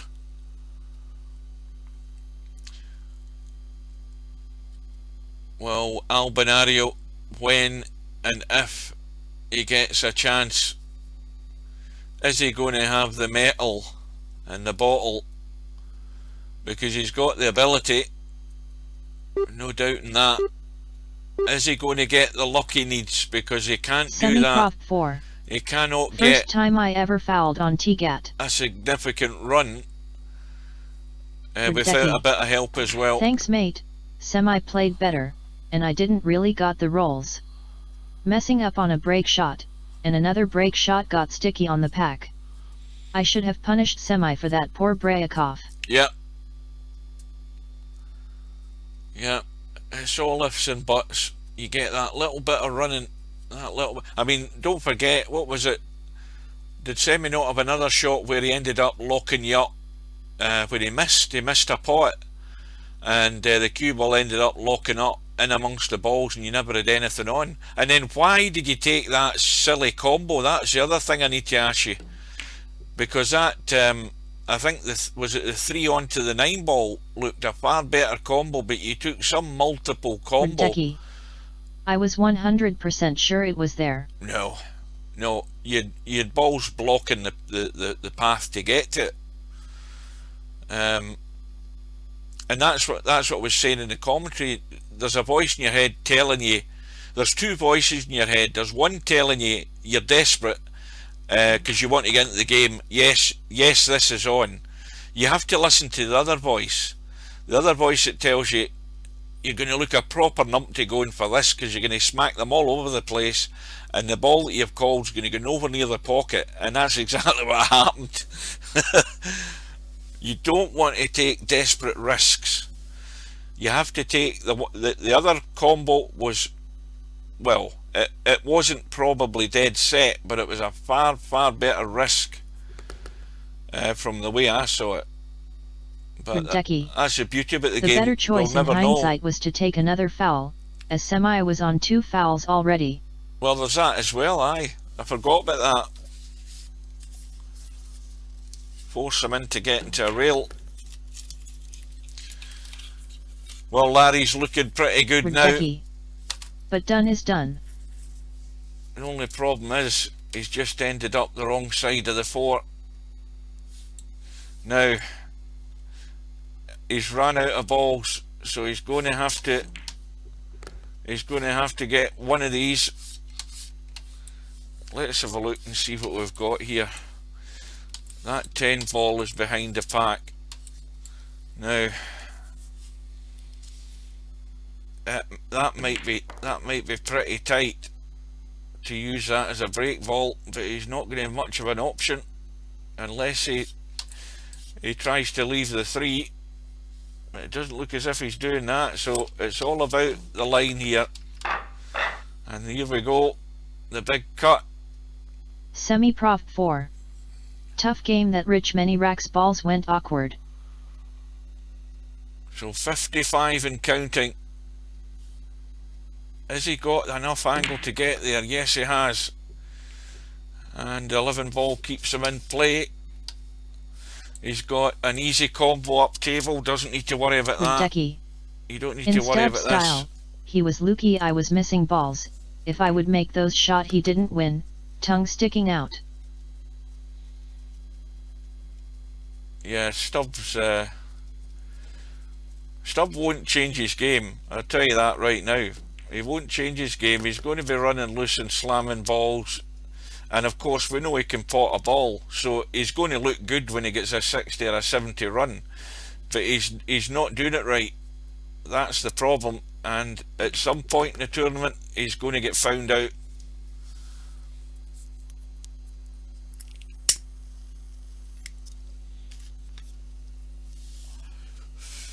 You've got to be a lot more deliberate.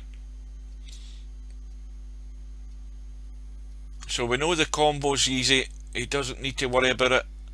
He can take care of that any time.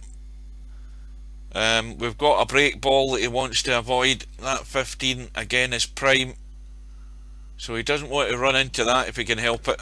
The run goes to 61, and Larry has got a lot more in counting here. 11:58.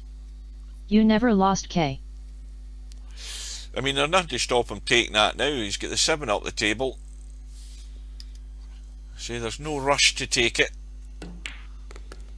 It's just how he tidies up the top end of the table and what ball he's going to leave to get on that 15. The 9 would be a good ball to go on the 15. The 9 into the left middle. Already in this position, he should have well thought of that, on how he's going to land on this 15 ball. So the 9 is going to go. Deist Nomad. So he's not thinking what Larry I'm cruising thinking. Now in the zone.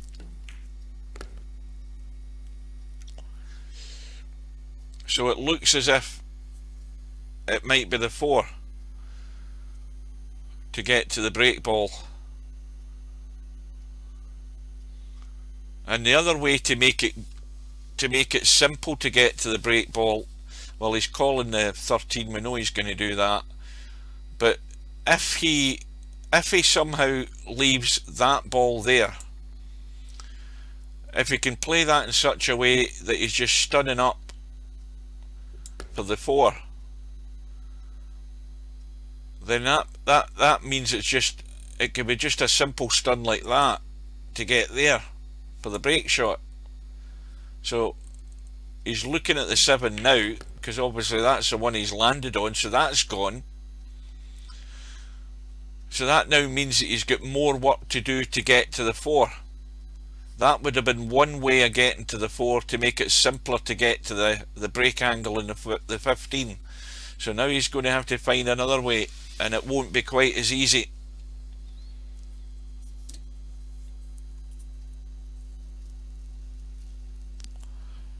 But Larry has got himself into the top 10 on the leaderboard for the high runs. Well, the 4 ball's going now, so that's the adjacent ball gone, and now he's going to have to do it from distance.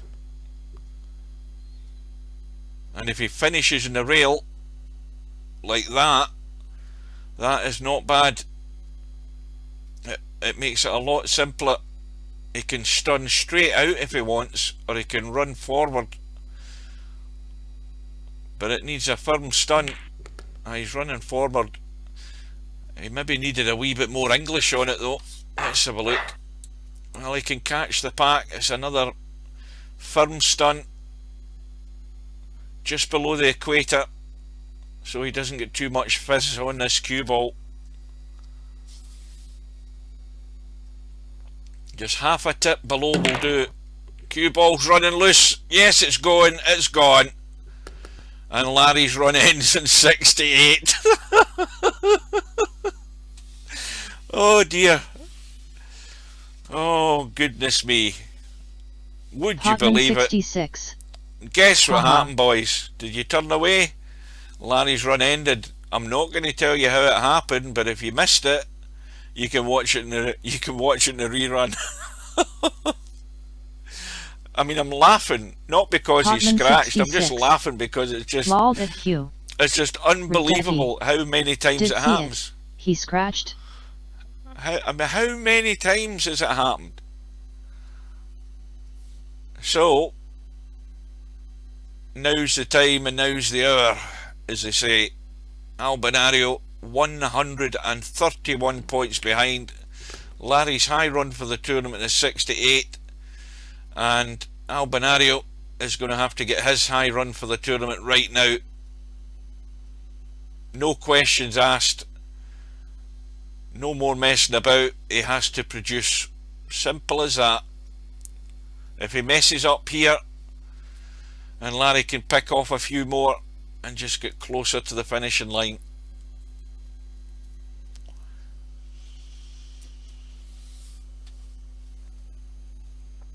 It's just incredible. I mean, I never thought this tournament would end up like this, and it would be so significant that we're playing with normal pockets, and each time a player's on a run, especially in a high run, how many times has it ended with a scratch? Well, Albinario has buried himself,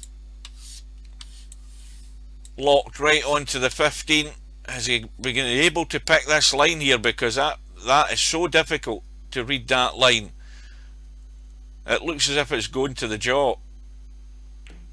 Oh, he's played it well. Hotman 66. That is not an easy shot. Albinario, I feel, is still dangerous at this point. Edit him.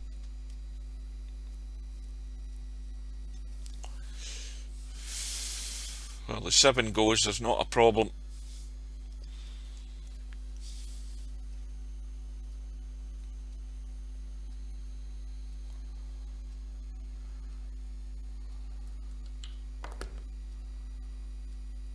But this is where straight pull in the professional game can really hurt.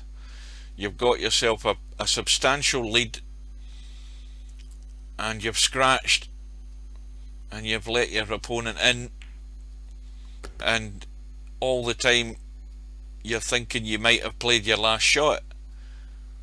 It might not be quite as bad as that in Virtual Pool 4, but the potential is there that it could be, because Master Power. Larry's playing a guy Eden getting smoked again. that can do that. Okay.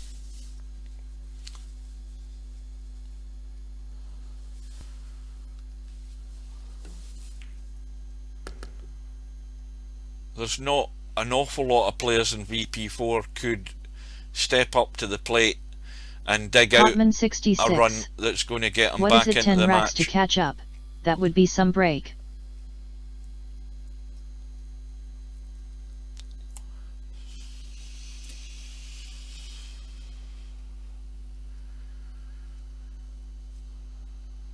So this match started at 7:30 GMT. We are still short, but coming up to 90 minutes. And Albinario needs to be at the table for another 50 minutes at least to get back into this match.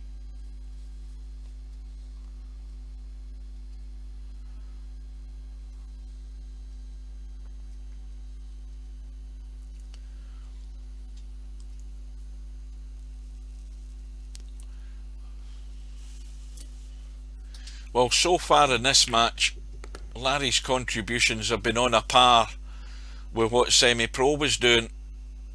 And this is the first match that Larry's actually scored when he's got in, which is why he's built up the lead. And that's the level you have to get your game to. You have to be regularly contributing. As I say, 10s and 12s don't do it. 30s and 40s and 50s do it. So Albinario is going to have to go right up the table, and the angle he's got in this 6 is too much of a cut. He's got to get this right, and he's in two minds now. He doesn't like this cut.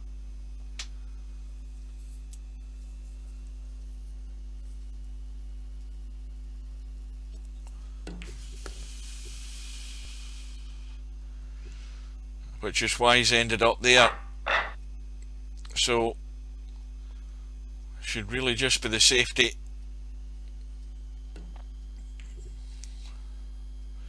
So Albinario's run is short and sweet.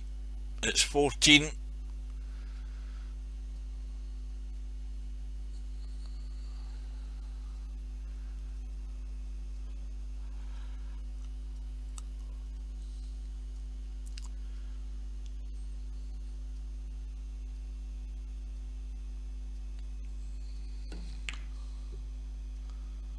Oh, that's going to squirt out, is it? No, I think he's okay.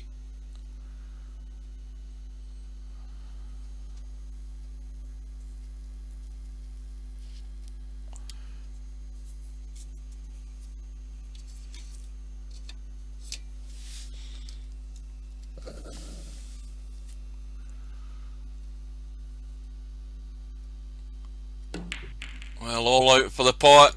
Albinario is going for it. It was a reasonable enough safety by Larry, but the 2 ball was available for the cut.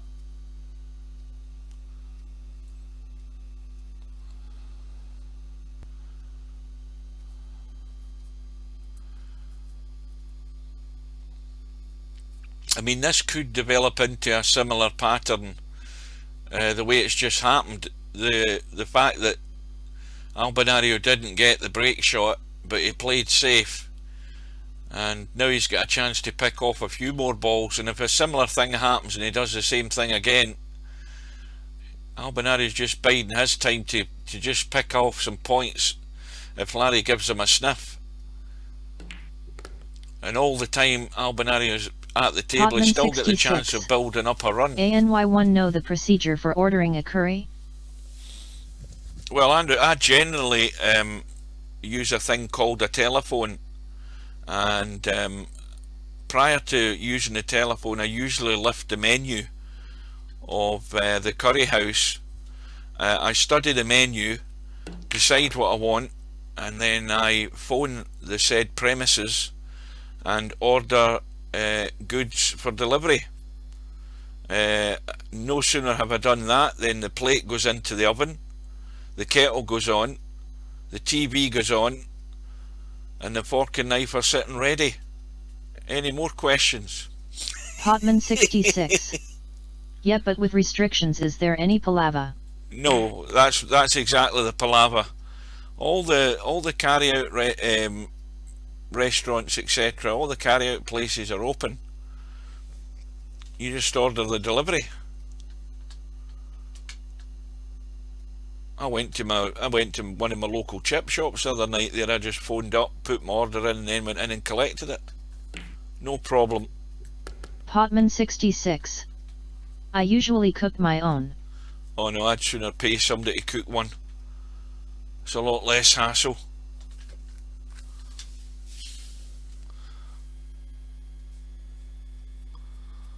So it's still a long road back for Albinario.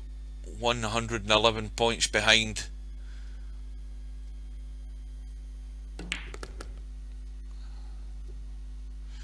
Well, if he goes far enough up on that one ball, he's got a chance to get a wee split here, and he'll certainly be able to stun. Der ist nomad. Curry sounds good. Hungry now, FS. Well, I actually, now, I mean, I'm going to be honest with you guys, now that you mentioned curry, what I did earlier tonight was I looked at the clock. Potman 66. It was 5 o'clock. Yeah, and Hank Marvin. And I thought, right, I'm going to order a curry. I was for a beef curry, and I phoned up my local Chinese, and it was engaged, as it is on a Saturday night. And I tried again, and in the end I gave up, and I thought, I'm going to run out of time here. If they're busy, the orders are busy, it'll probably take 45 minutes for them to get it delivered.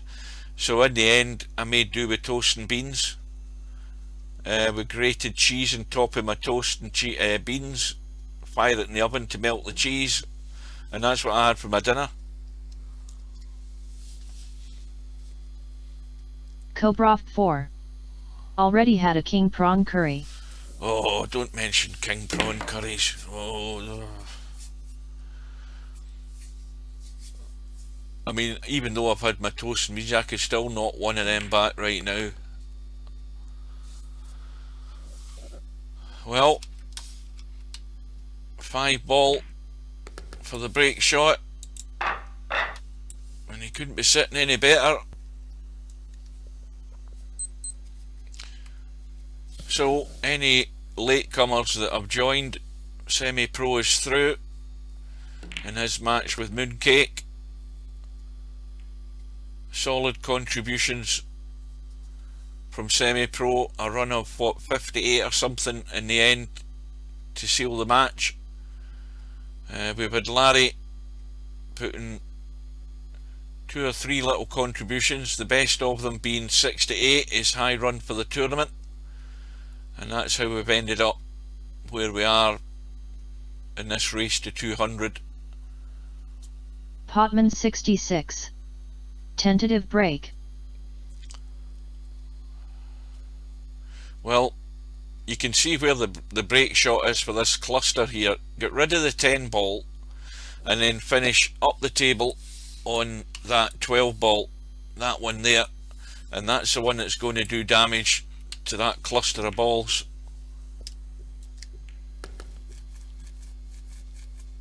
But to be able to play that, he must get rid of the 10, and he can do that now. If he cuts the 3 and goes out into the table not too far, he can get rid of the 10 ball.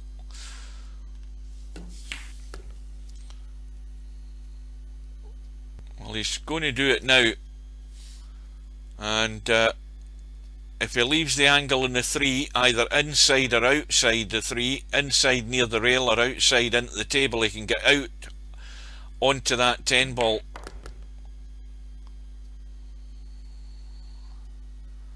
Now I don't know what he played there. Did he play to come up past the 12? Oh no, he can get the 1. Oh, that's even better. It's tight.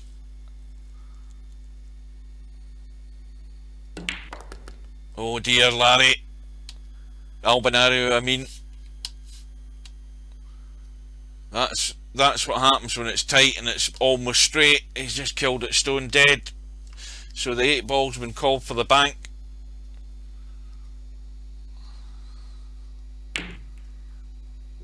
And it goes. And he's still got a shot, so another nice recovery. But it was on a knife edge there.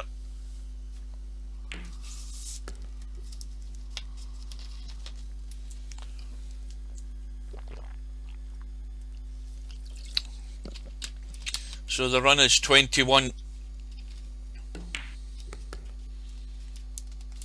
And the good news is he's got the deficit to under 100.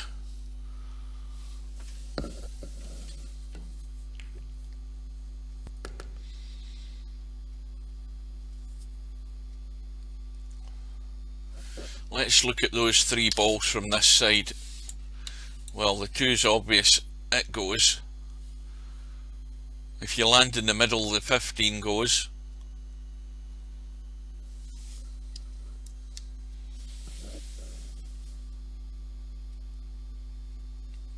But where's he going off this 4 ball? Is he going to leave the 2 into the right middle? Or going up the table? Well, he's on the 14. Now it's looking a bit better because the 12 ball is going to be the break ball. Not now though, because he's now going to nudge things.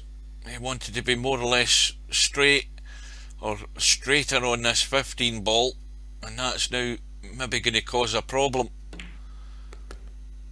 And that's a bigger problem because now he's got no shot. And well, what does he do? Thin cutting the 3 into the left corner, or the corner pocket as we look. Little brush. Oh, that has worked out very nice. The only problem now is he's nailed to the rail. And things are going from bad to worse. They're threatening to break down very rapidly here. The other problem being he can't do much with the cue ball. He can't avoid hitting the 2. He just has to get lucky with the brush off the 2 that he still can use it as a break ball. And he's trying to avoid it. So now, is he going to go all out for this thing? Because this is a beast of a cut. He's going to take his medicine and run for cover. So the run ends in 28, but it is taking the same shape as the last rack, or the last rack that Larry was at the table. Albinario has got his points and he's cut and run. He hasn't taken the risk, and now Larry has to keep it tight, and Larry's left a ball on for Albinario, and what's more, Albi can pot that 15, spin up the table, out into the middle of the table, and he's got the break in the 2, and that's a poor one from Larry. You've got to get them thinner, Larry. It's got to be a defter touch, and this is the type of way this match could go. Larry's made 2 errors, leaving a tempter on for Albinario, and he's going to take them at the stage he's at. He's going to take what he can get, and if he doesn't get the break shot, he's going to lock it up. And Larry's got to be wiser than that, than not nudging anything out. Why doesn't he just roll to the pack, take that foul, and lose a point?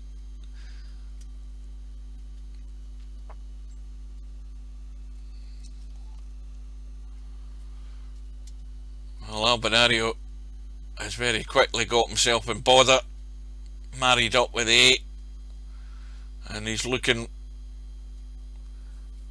well, he's has he called the bank?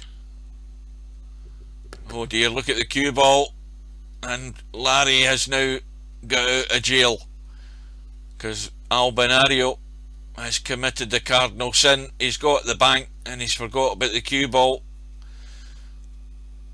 and Larry can quickly build up his Master lead again. power. Larry pissing it again. K. Well, he's had those two mistakes on the safeties let Albinario in to gather a few points.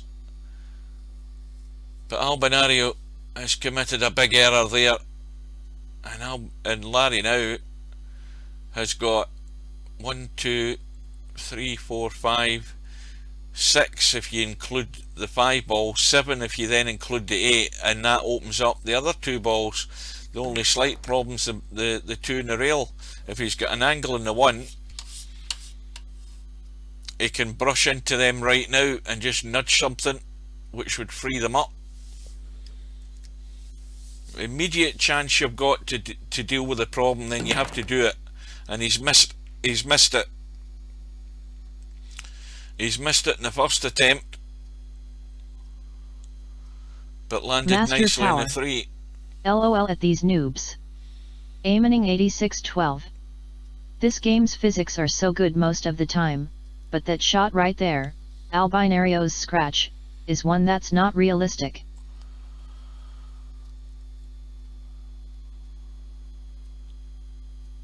Well, the thing about that shot with Albinario is that playing the bank, he knows the cue ball is heading that direction.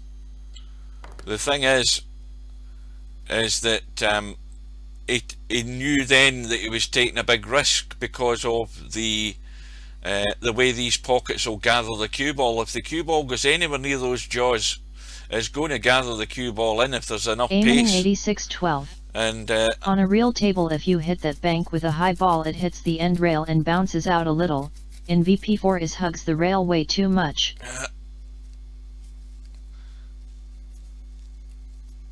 Albinario was still gullible enough to take it. He could have played the safety. He could have just rolled to that 7 ball and just left the cue ball right on it. And this is the thing about taking risks when you're well behind. And now Larry looking for a little nudge. That's another go he's had at it. Still no success. Even if he'd cut that ball into the rail, he would have left an easy combo there, but still no joy.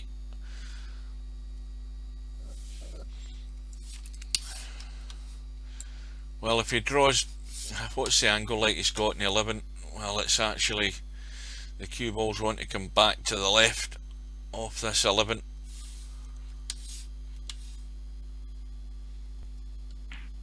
Yeah, he's just trying to hold it for the 5. Now, does he want to try and risk drawing in behind the 9? Now, if he gets straight in the 9, he could then draw into those 2 balls, or he might have a half decent chance of doing it. Well, again, Larry sees things slightly differently from me. He can just barely get to the 8, and he's running out of options here.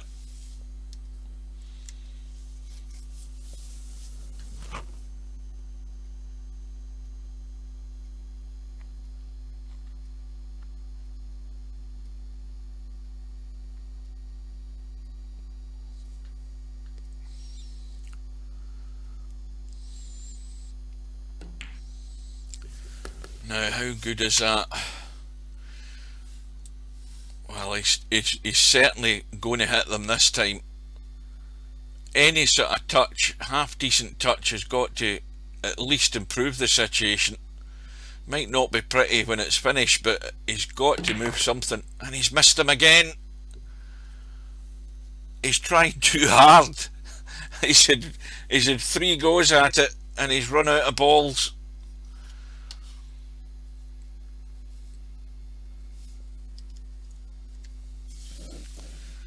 Well, it's going to be the safety, I've no doubt about that. Just pot the 4 and leave yourself in such a way that you can get a decent safety. Try and hide the other side of the pack if you can, off one of those balls. That would be the idea.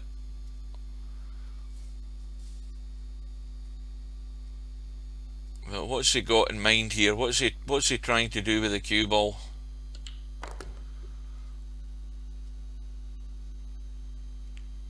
Well, is Larry going to be brave enough? He is. He set it up as a combo. And the thing is that the jaw comes into line here to play the ideal shot. That's worked out. He's got it. Fair play to him for that one. And can he see the 12? Well, it's going to be loads of inside right. Unless he wants to go 2 rails, side rail and into them. But he's got to get the pot.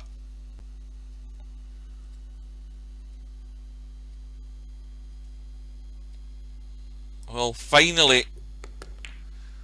Well, he didn't do that with much conviction, did he? He needed to get a fair bit of juice into that.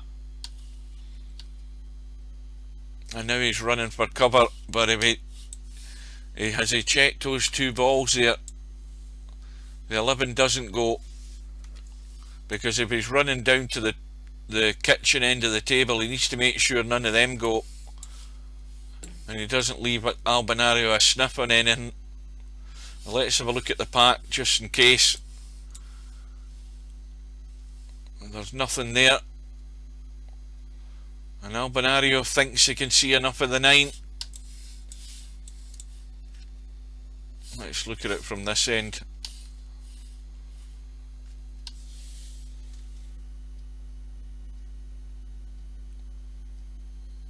Well, Larry should have had a look at these 2. We know the 11 doesn't go, but Albinario thinks he can see enough of this 9 to tweak it in.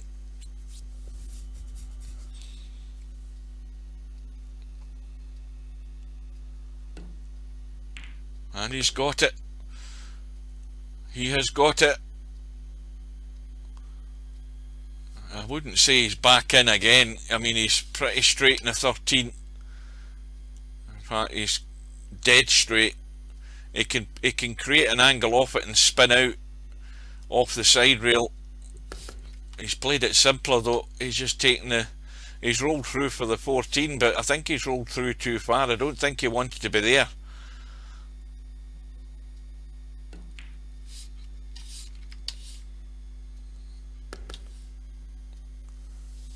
Well, big cut, big hit.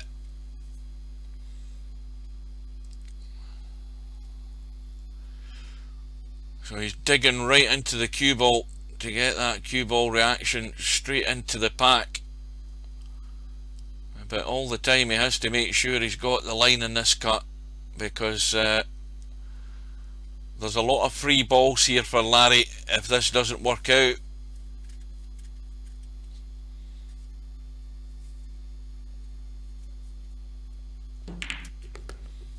Well, that's worked out absolutely horrible. Horrible in the sense he's only moved 1 ball, but now he's going to have to just chip the edge and get the pace in it now to get the breakout.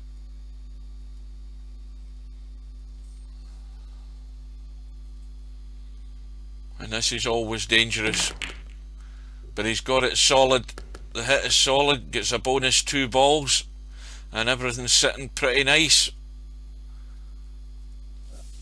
And the 3 ball will do as a break shot if he works around that one.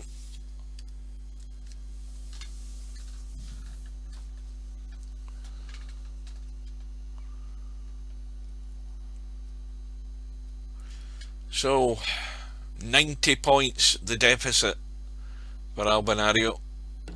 Fast Eddie. That was textbook. Well, he needs a lot more textbook breaks. That's the problem. He needs a lot more of them. He needs a sequence of them.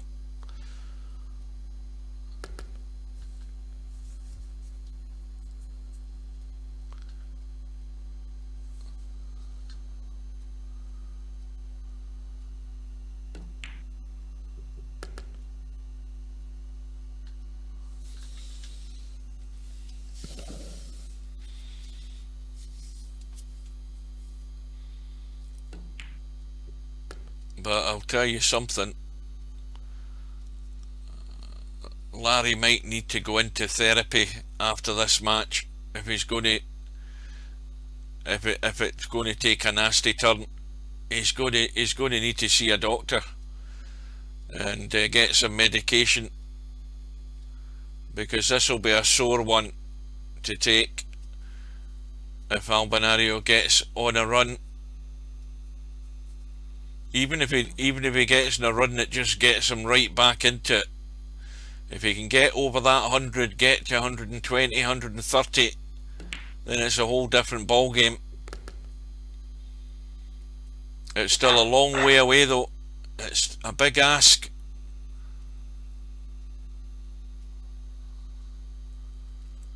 But the potential's always there. What's he left himself here? I'll tell you, Potman 66. He might have the one ball. I watched Larry lose last night's Friday 9 ball from 8 to 4 up. Well, who was he playing? Who was he playing in the final? Spectre Dawn, or it wouldn't be Stubb. Stubb would have been went to bed early, Potman did he? 66. Or DJ Redu. Oh, he would have been getting a stack of money balls, was he not? Was he not getting like 7 and out or something? I would be guessing he'd be getting about 7 and out. Potman 66. 6 ball. Or the 6 ball. Well, that must mean that, you know, Larry was failing early on, and DJ Redu was just potting a few balls.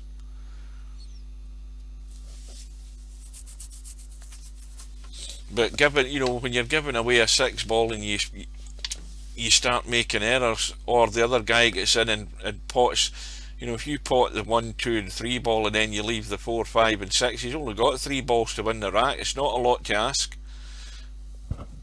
So the match can very quickly turn with that handicap.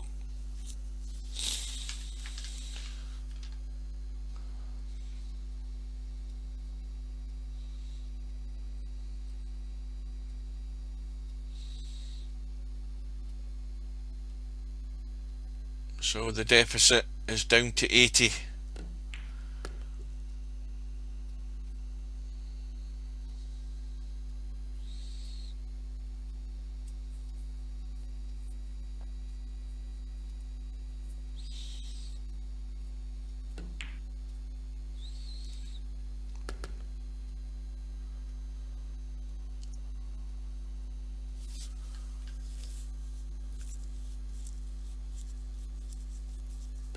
And I'm well past the stage where my brain is in lockdown mode.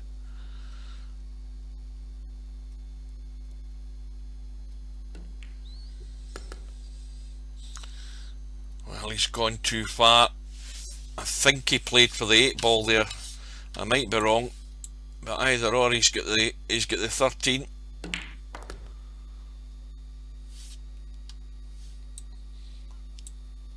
Well, he might have to resort to the combo on that 2 and 15 ball.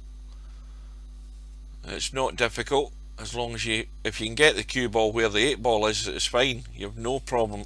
You just don't want to be playing that 2 ball from any great angle to make the combo. Now's the perfect time to get rid of it.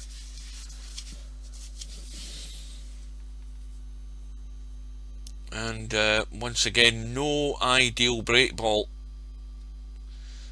Now if this 2 ball finishes near the side rail, that might be it, and that will do. I think he's played that deliberately like that, just to kill the pace there and stop that 2 ball squirting away. He's just left it near the rail, and that will be one to make good use of.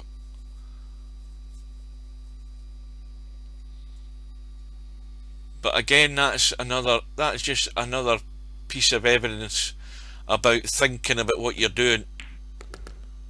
Now, he knew if he hit that harder that the 2 ball would come away out into the table and end up nowhere.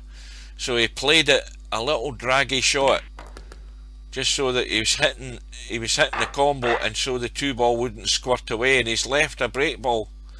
Things like that are what you need to be doing and doing 100% every time. Cue ball running away into dangerous territory, but he's okay.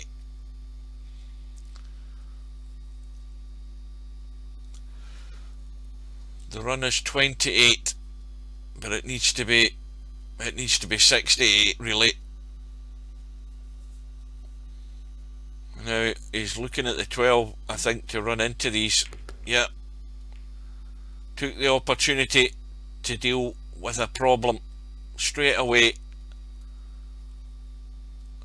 All these things like that are what you should be taking care of and being fully aware of by studying the table every time.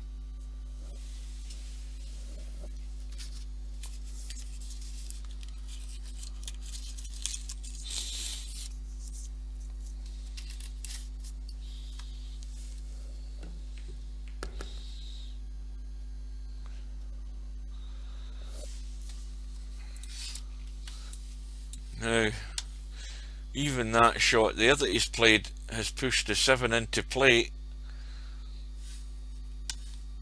We've got, well, the 14 is there, but something's going to move here at some point. If you look at that 11 and 9, that's a combo into the middle. It's not a combo into the corner, obviously, but that is set into the middle pocket. So he's got that as an emergency backup if something goes amiss here at the back of the pack. So that's one to keep an eye on, but it may well be disturbed. But the question is whether he's already looked at that. He's taken the opportunity to get rid of the 7, but has he looked at that combo?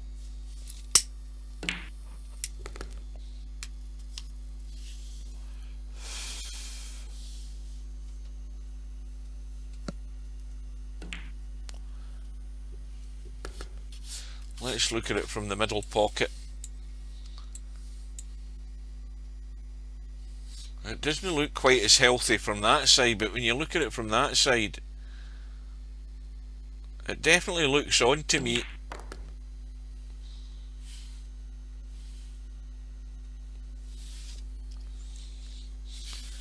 He's still not given us a clue as to whether he's got every intention to play that, but the problem now is not that. The problem is where the cue ball stuck. The run is 35, and well, why isn't he looking at kicking at the bottom rail and kicking into the 11 to play the combo? There's an ambitious shot. He's still got a strong chance of nudging that 9 ball into the middle pocket. He's gone for the bank. It's going to be a missed call. The combo's going to go because Larry's going to pot the 11 or the 9.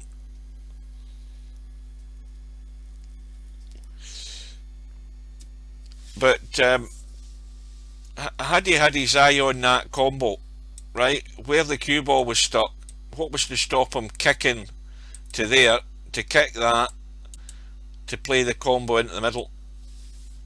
If you're desperate enough to play the bank, then if that's pretty much dead set, then why not just play the kick to the 11?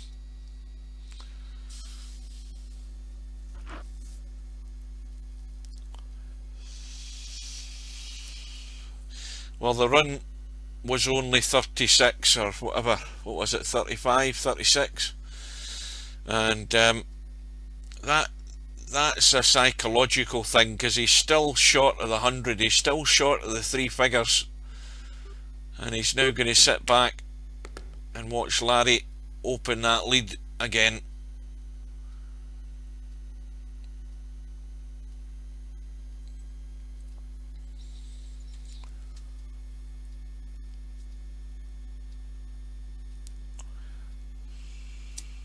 But Larry very quickly needs to get himself back into shape here, because he's played those 2 loose safeties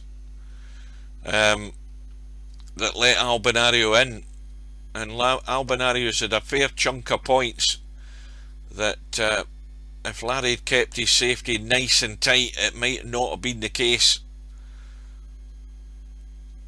He doesn't want to encourage Albinario or give him any encouragement to get back in the match. He wants to lock him out, take what you can get, and then run for cover. If you don't get that break shot, then just make sure it is nice and tight and get those edges down to a fine art where you're just feathering the ball instead of hitting them with any meat, because you're going to nudge something out or leave something loose.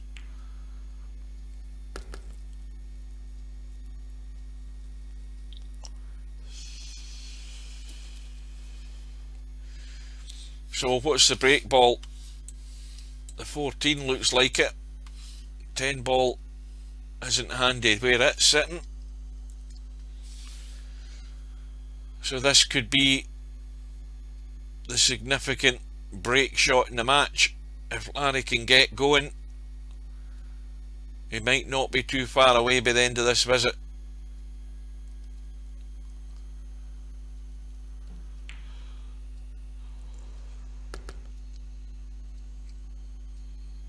But he's going to have to manoeuvre the cue ball.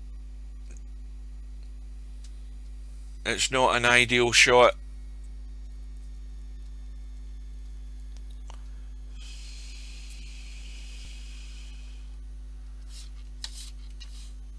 He could be really ambitious and try and spin off that short rail, come up to the right to take the 15 into the left middle here as we look, so that he's stunning into the pack. But he's trying to get into the triangle. That is clever. That's the other alternative. So now with ball in hand, he's got no excuse.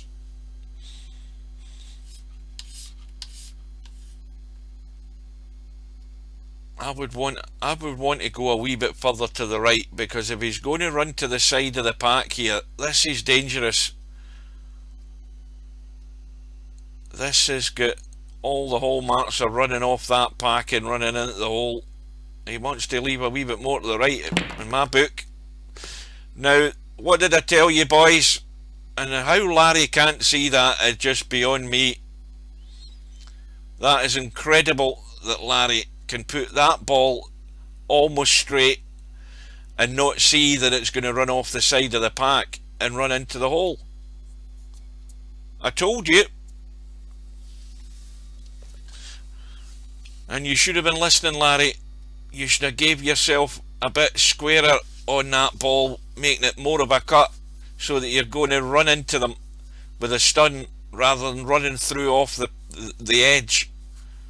A fatal move by Larry, and he's sold himself down the river. The visit is only 4, and that is such a poor shot by Larry to play something like that at this stage, because again it's given LOL. It is given Albinario every opportunity to chip away.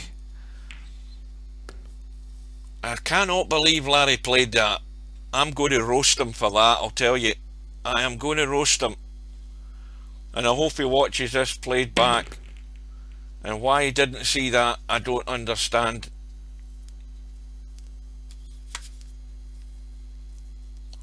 Master Power. FTS.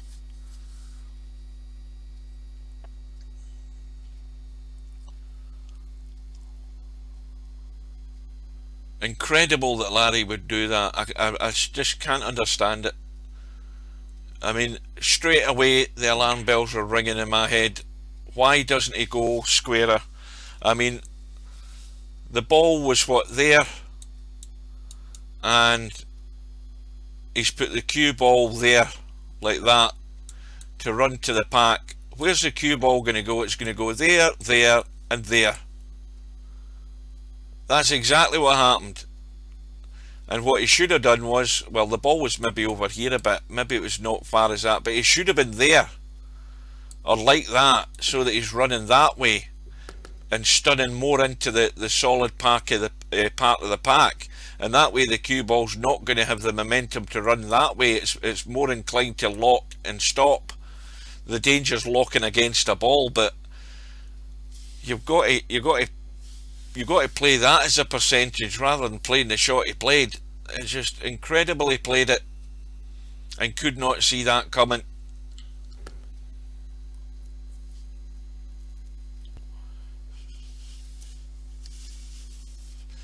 But I told you all before it happened. Commentator's eye.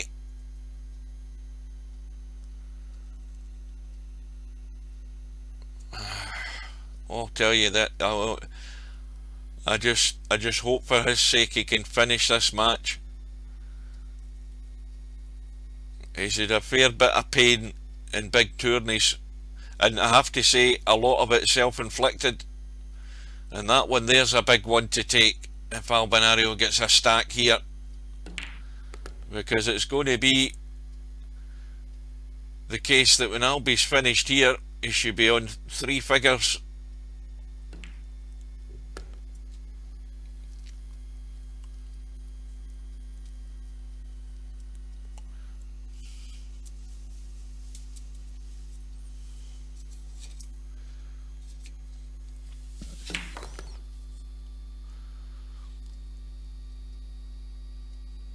Here we go. Albinario 56 behind, which is a lot less than 100 about 40 minutes ago.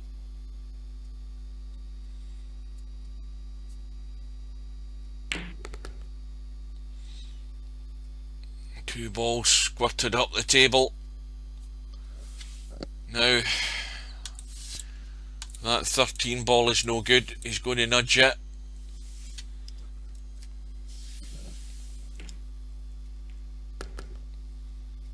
And it's going to be the 13 ball.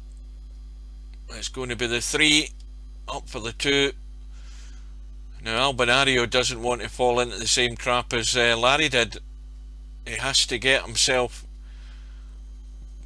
not quite parallel with the 13, but a much better line than Larry left himself.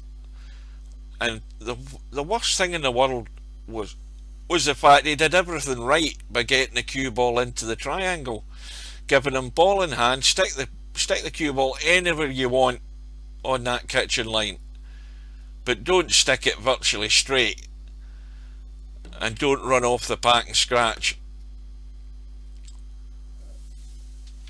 The biggest cardinal sin in straight pool with ball in hand, that was. So let's see how Albinario handles it, because well,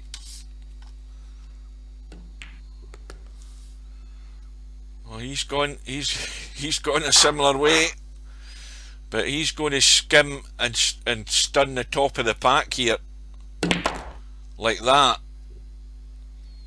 which is much safer, and Larry could have done exactly the same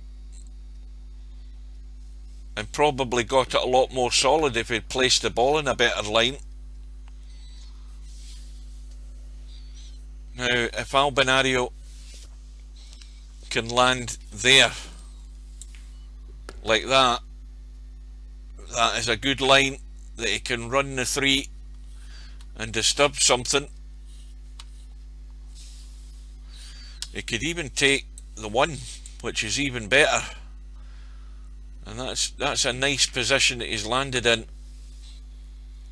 Bonus ball of the 6 ball.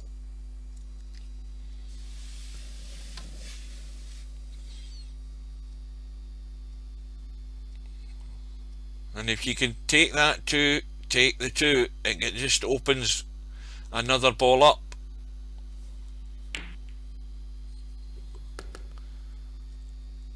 And that almost went wrong, although he would have had the 7 as a backup. He almost locked himself behind the 8 there. I don't know whether he can take the 9. Well, he can't, so he's lucky he had the backup ball, and he's missed the 15, and that's what happens. So simple to go wrong. And the run is 20, and well, in a way Larry's been reprieved. The Albinario only get 20.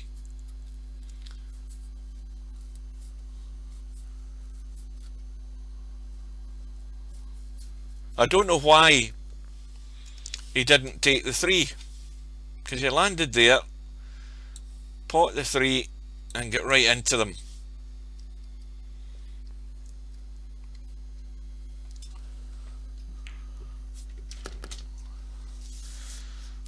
Larry's blocked himself out for the 15, but he's got the 7.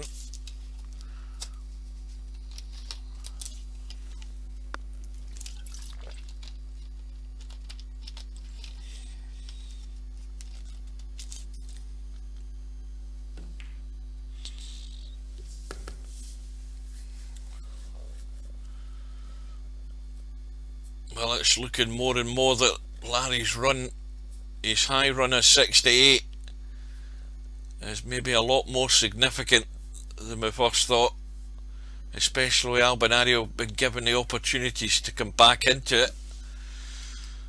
Is Larry going to capitalise this time? Mr. Deanster, what happened in the semi-game? What was it? What was the final score? 200 to 60, was it? It was a solid performance by Semipro. Good contributions and a good run out of I think 57 or 58 to win the match.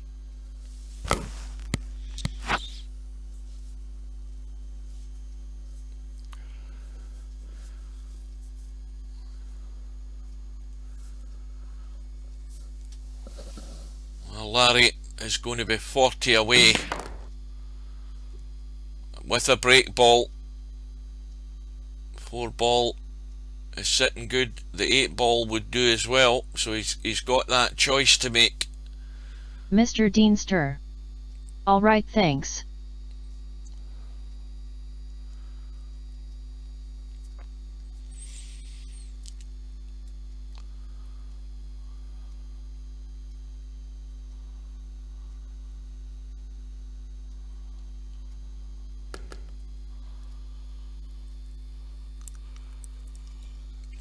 Well, the 8, whatever ball that is there, the 13, roll the 14 into the left middle and leave yourself plumb on the 4 for the break shot. That should be the plan, because he's sitting in a good line here to do that.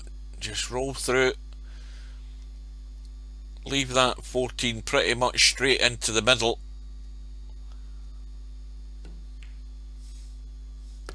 Well, he's not gone far enough. He's probably going to have to run through to the rail now. You see, he's doing everything to make his life more difficult here. Now he's got to find that line by running off the rail. And he's got the pace ideal. He's got it prime position.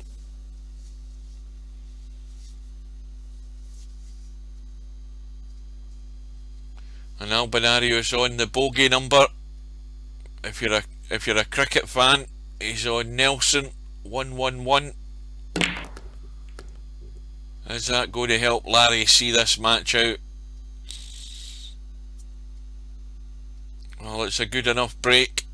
He's got balls to choose from. He's got points that should all be his. And he's got the 14 and the 8 to deal with.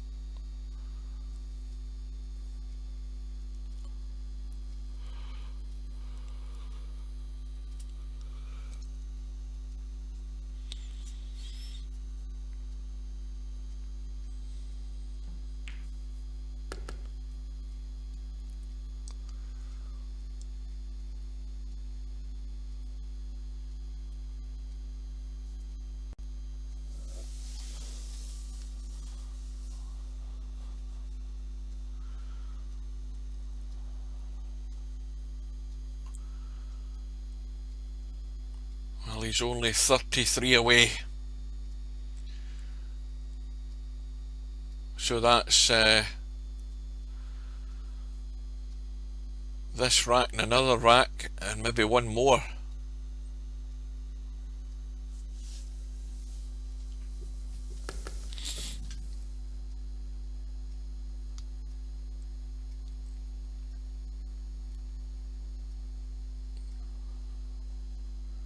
So we started tonight at 7 o'clock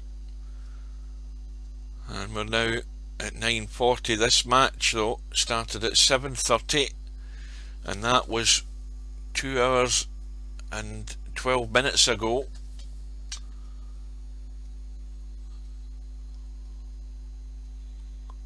Is Albanario's time running out? Is Larry going to see it through? Or is there going to be another twist?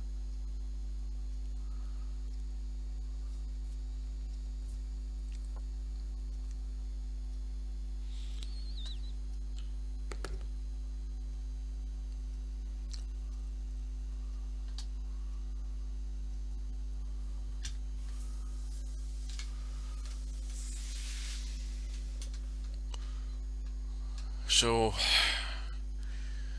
he's still got that 14 and 8 to get into one way or another.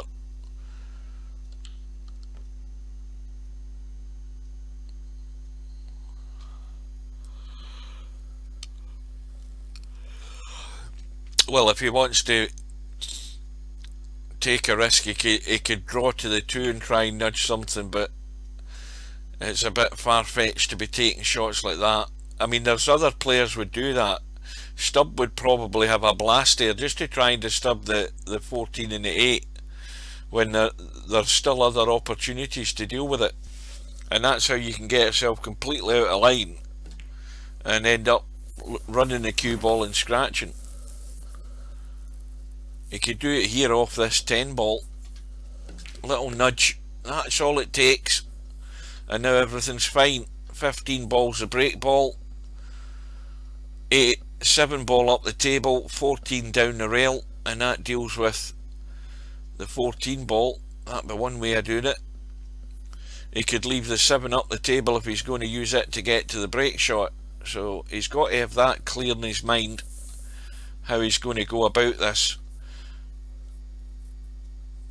But he doesn't want to be trying to get to the 7 ball off the 14, which is another reason to take it now and get shot of it, get it out of the way.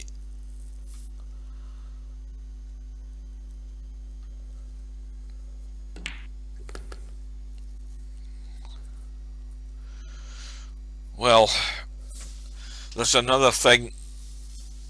If he runs through here for this 3 ball, does he want to go that way and get up there for this 7? Because that means it's a lot easier to get on the 15.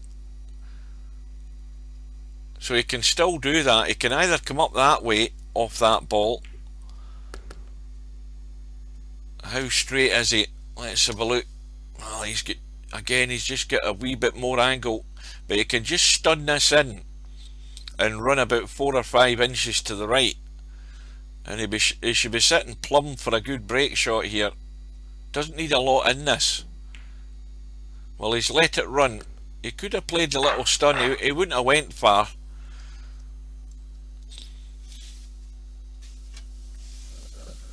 So he's 22 away. The run is 22.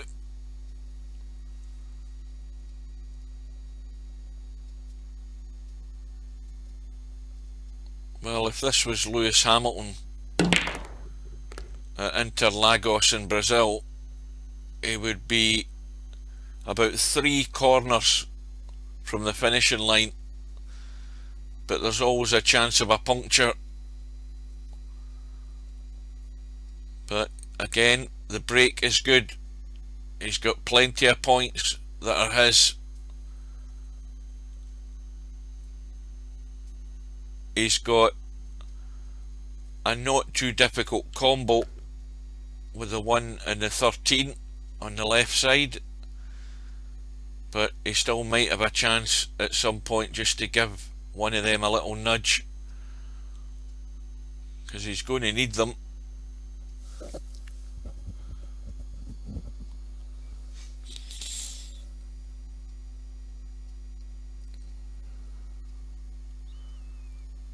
Mr. Deanster. Just make wet tires slicks yet?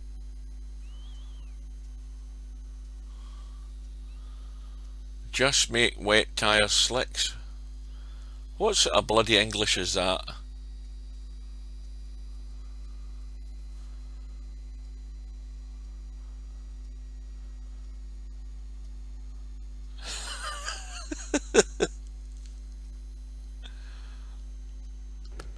That'll do. Oh, well, that almost again threatened to go wrong. Can you see the 9?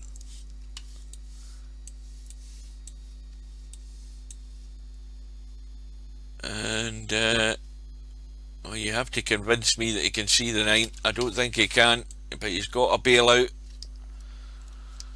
He's got the escape route, and then he's got the 13 to follow.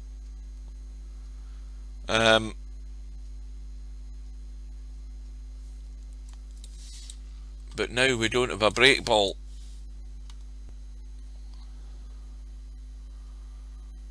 The run is 28. He is 16 away, so he needs one more rack to finish this match off and send Albinario over to join the other illustrious players that have already reached the one-loss side.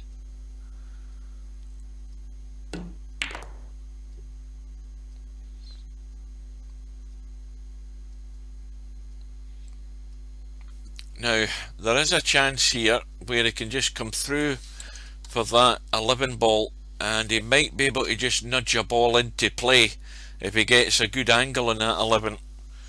If he finished sort of there and potted that, he could just nudge something into play, but he doesn't see it that way. He could be leaving the 7 there as a break shot, for all we know. This is where you're trying to read the player's mind and how he's seeing the way out here. It looks as if he's gone up for the 11,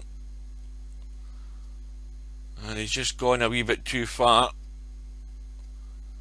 but he's certainly going to nudge something here. Can nudge into the 5.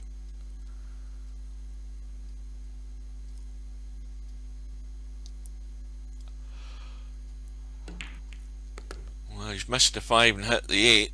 It could still act as a break shot as well, so he's got a choice of 2 balls. Mr. Deanster. Sorry, bad joke since you said Lewis Hamilton. Mercedes let Hamilton's intermediate tires turn into slicks. What race was that? When did that happen? Well, you mean they didn't... Did Hamilton want to stay out? Or did he wear them right down? Is that what you're talking about?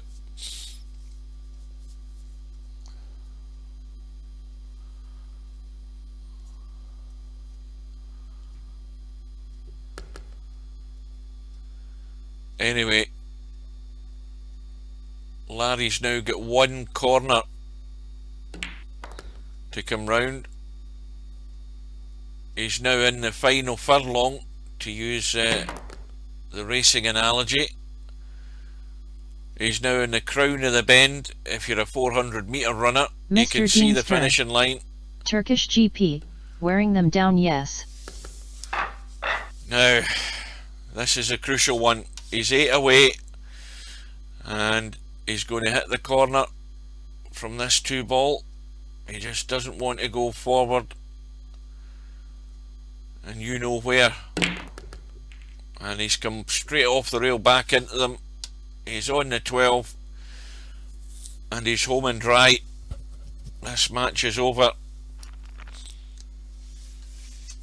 A whole stack of balls to choose from, and all you've got to do is keep the cue ball in the open, because wherever you are, you're going to have a shot of some form or other.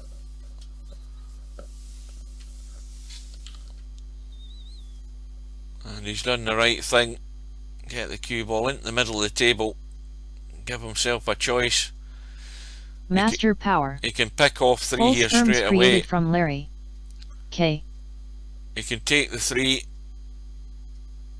stun for the 5, take the 8. He's got the 3 balls up the table. He's home and dry. The run is 38, and Larry has produced the goods at the critical moment when Albinario made that last miss. I think it was a 15 ball into the top right hand corner, if I remember right. I'm probably wrong, but this is the ultimate punishment for Albinario. Larry 2 away, and it's going to be a win for Larry with his 68 high run, and a win of 200 points to 111. And Albinario had his chances, but he couldn't build anything. It didn't quite fall into place, and now he's going to have to do it the hard way through that one lost Mr. side. Deanster. 4.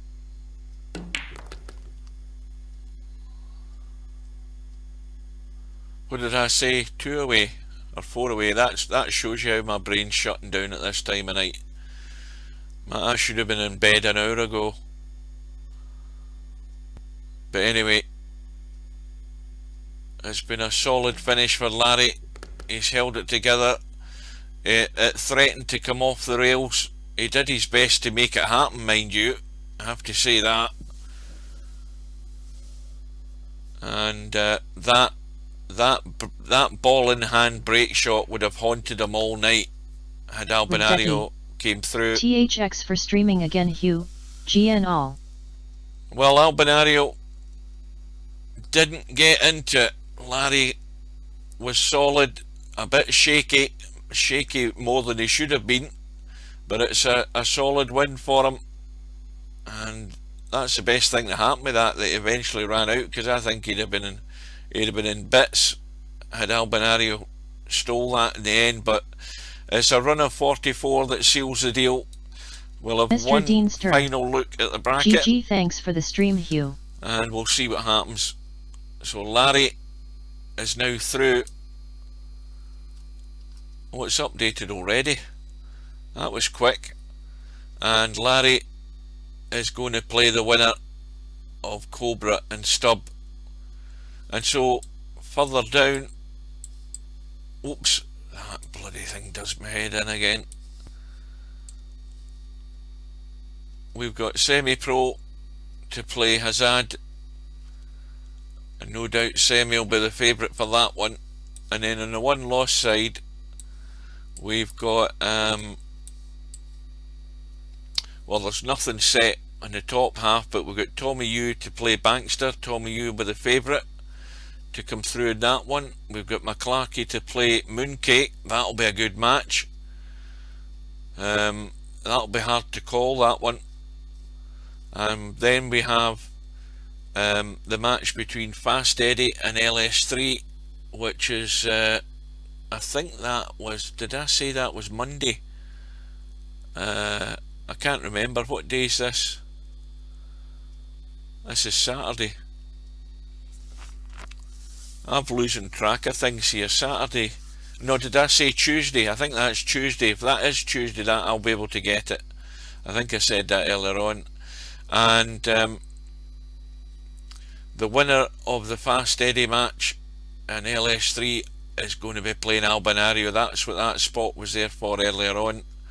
And then I think the final one on the one loss side is the match tomorrow afternoon at 1:30 between Mr. Bill and Popman, and I should be there for that one. I'm on to about 11:45 tomorrow, so I need to rush home. So that is it, guys. We've had 2 matches tonight, and we've had a solid semi-pro go through earlier on against Mooncake, and we've had Albinario put to the sword by Larry, and so we await the progress and the update between Cobra and Stubb, and Stubb should get that match accepted, get it on the bracket, and then we know where we stand. So until we meet again, hopefully it's tomorrow, take care, stay safe, thanks for watching, wear your mask, keep your distance, all the rest of it, and I will bid you good night.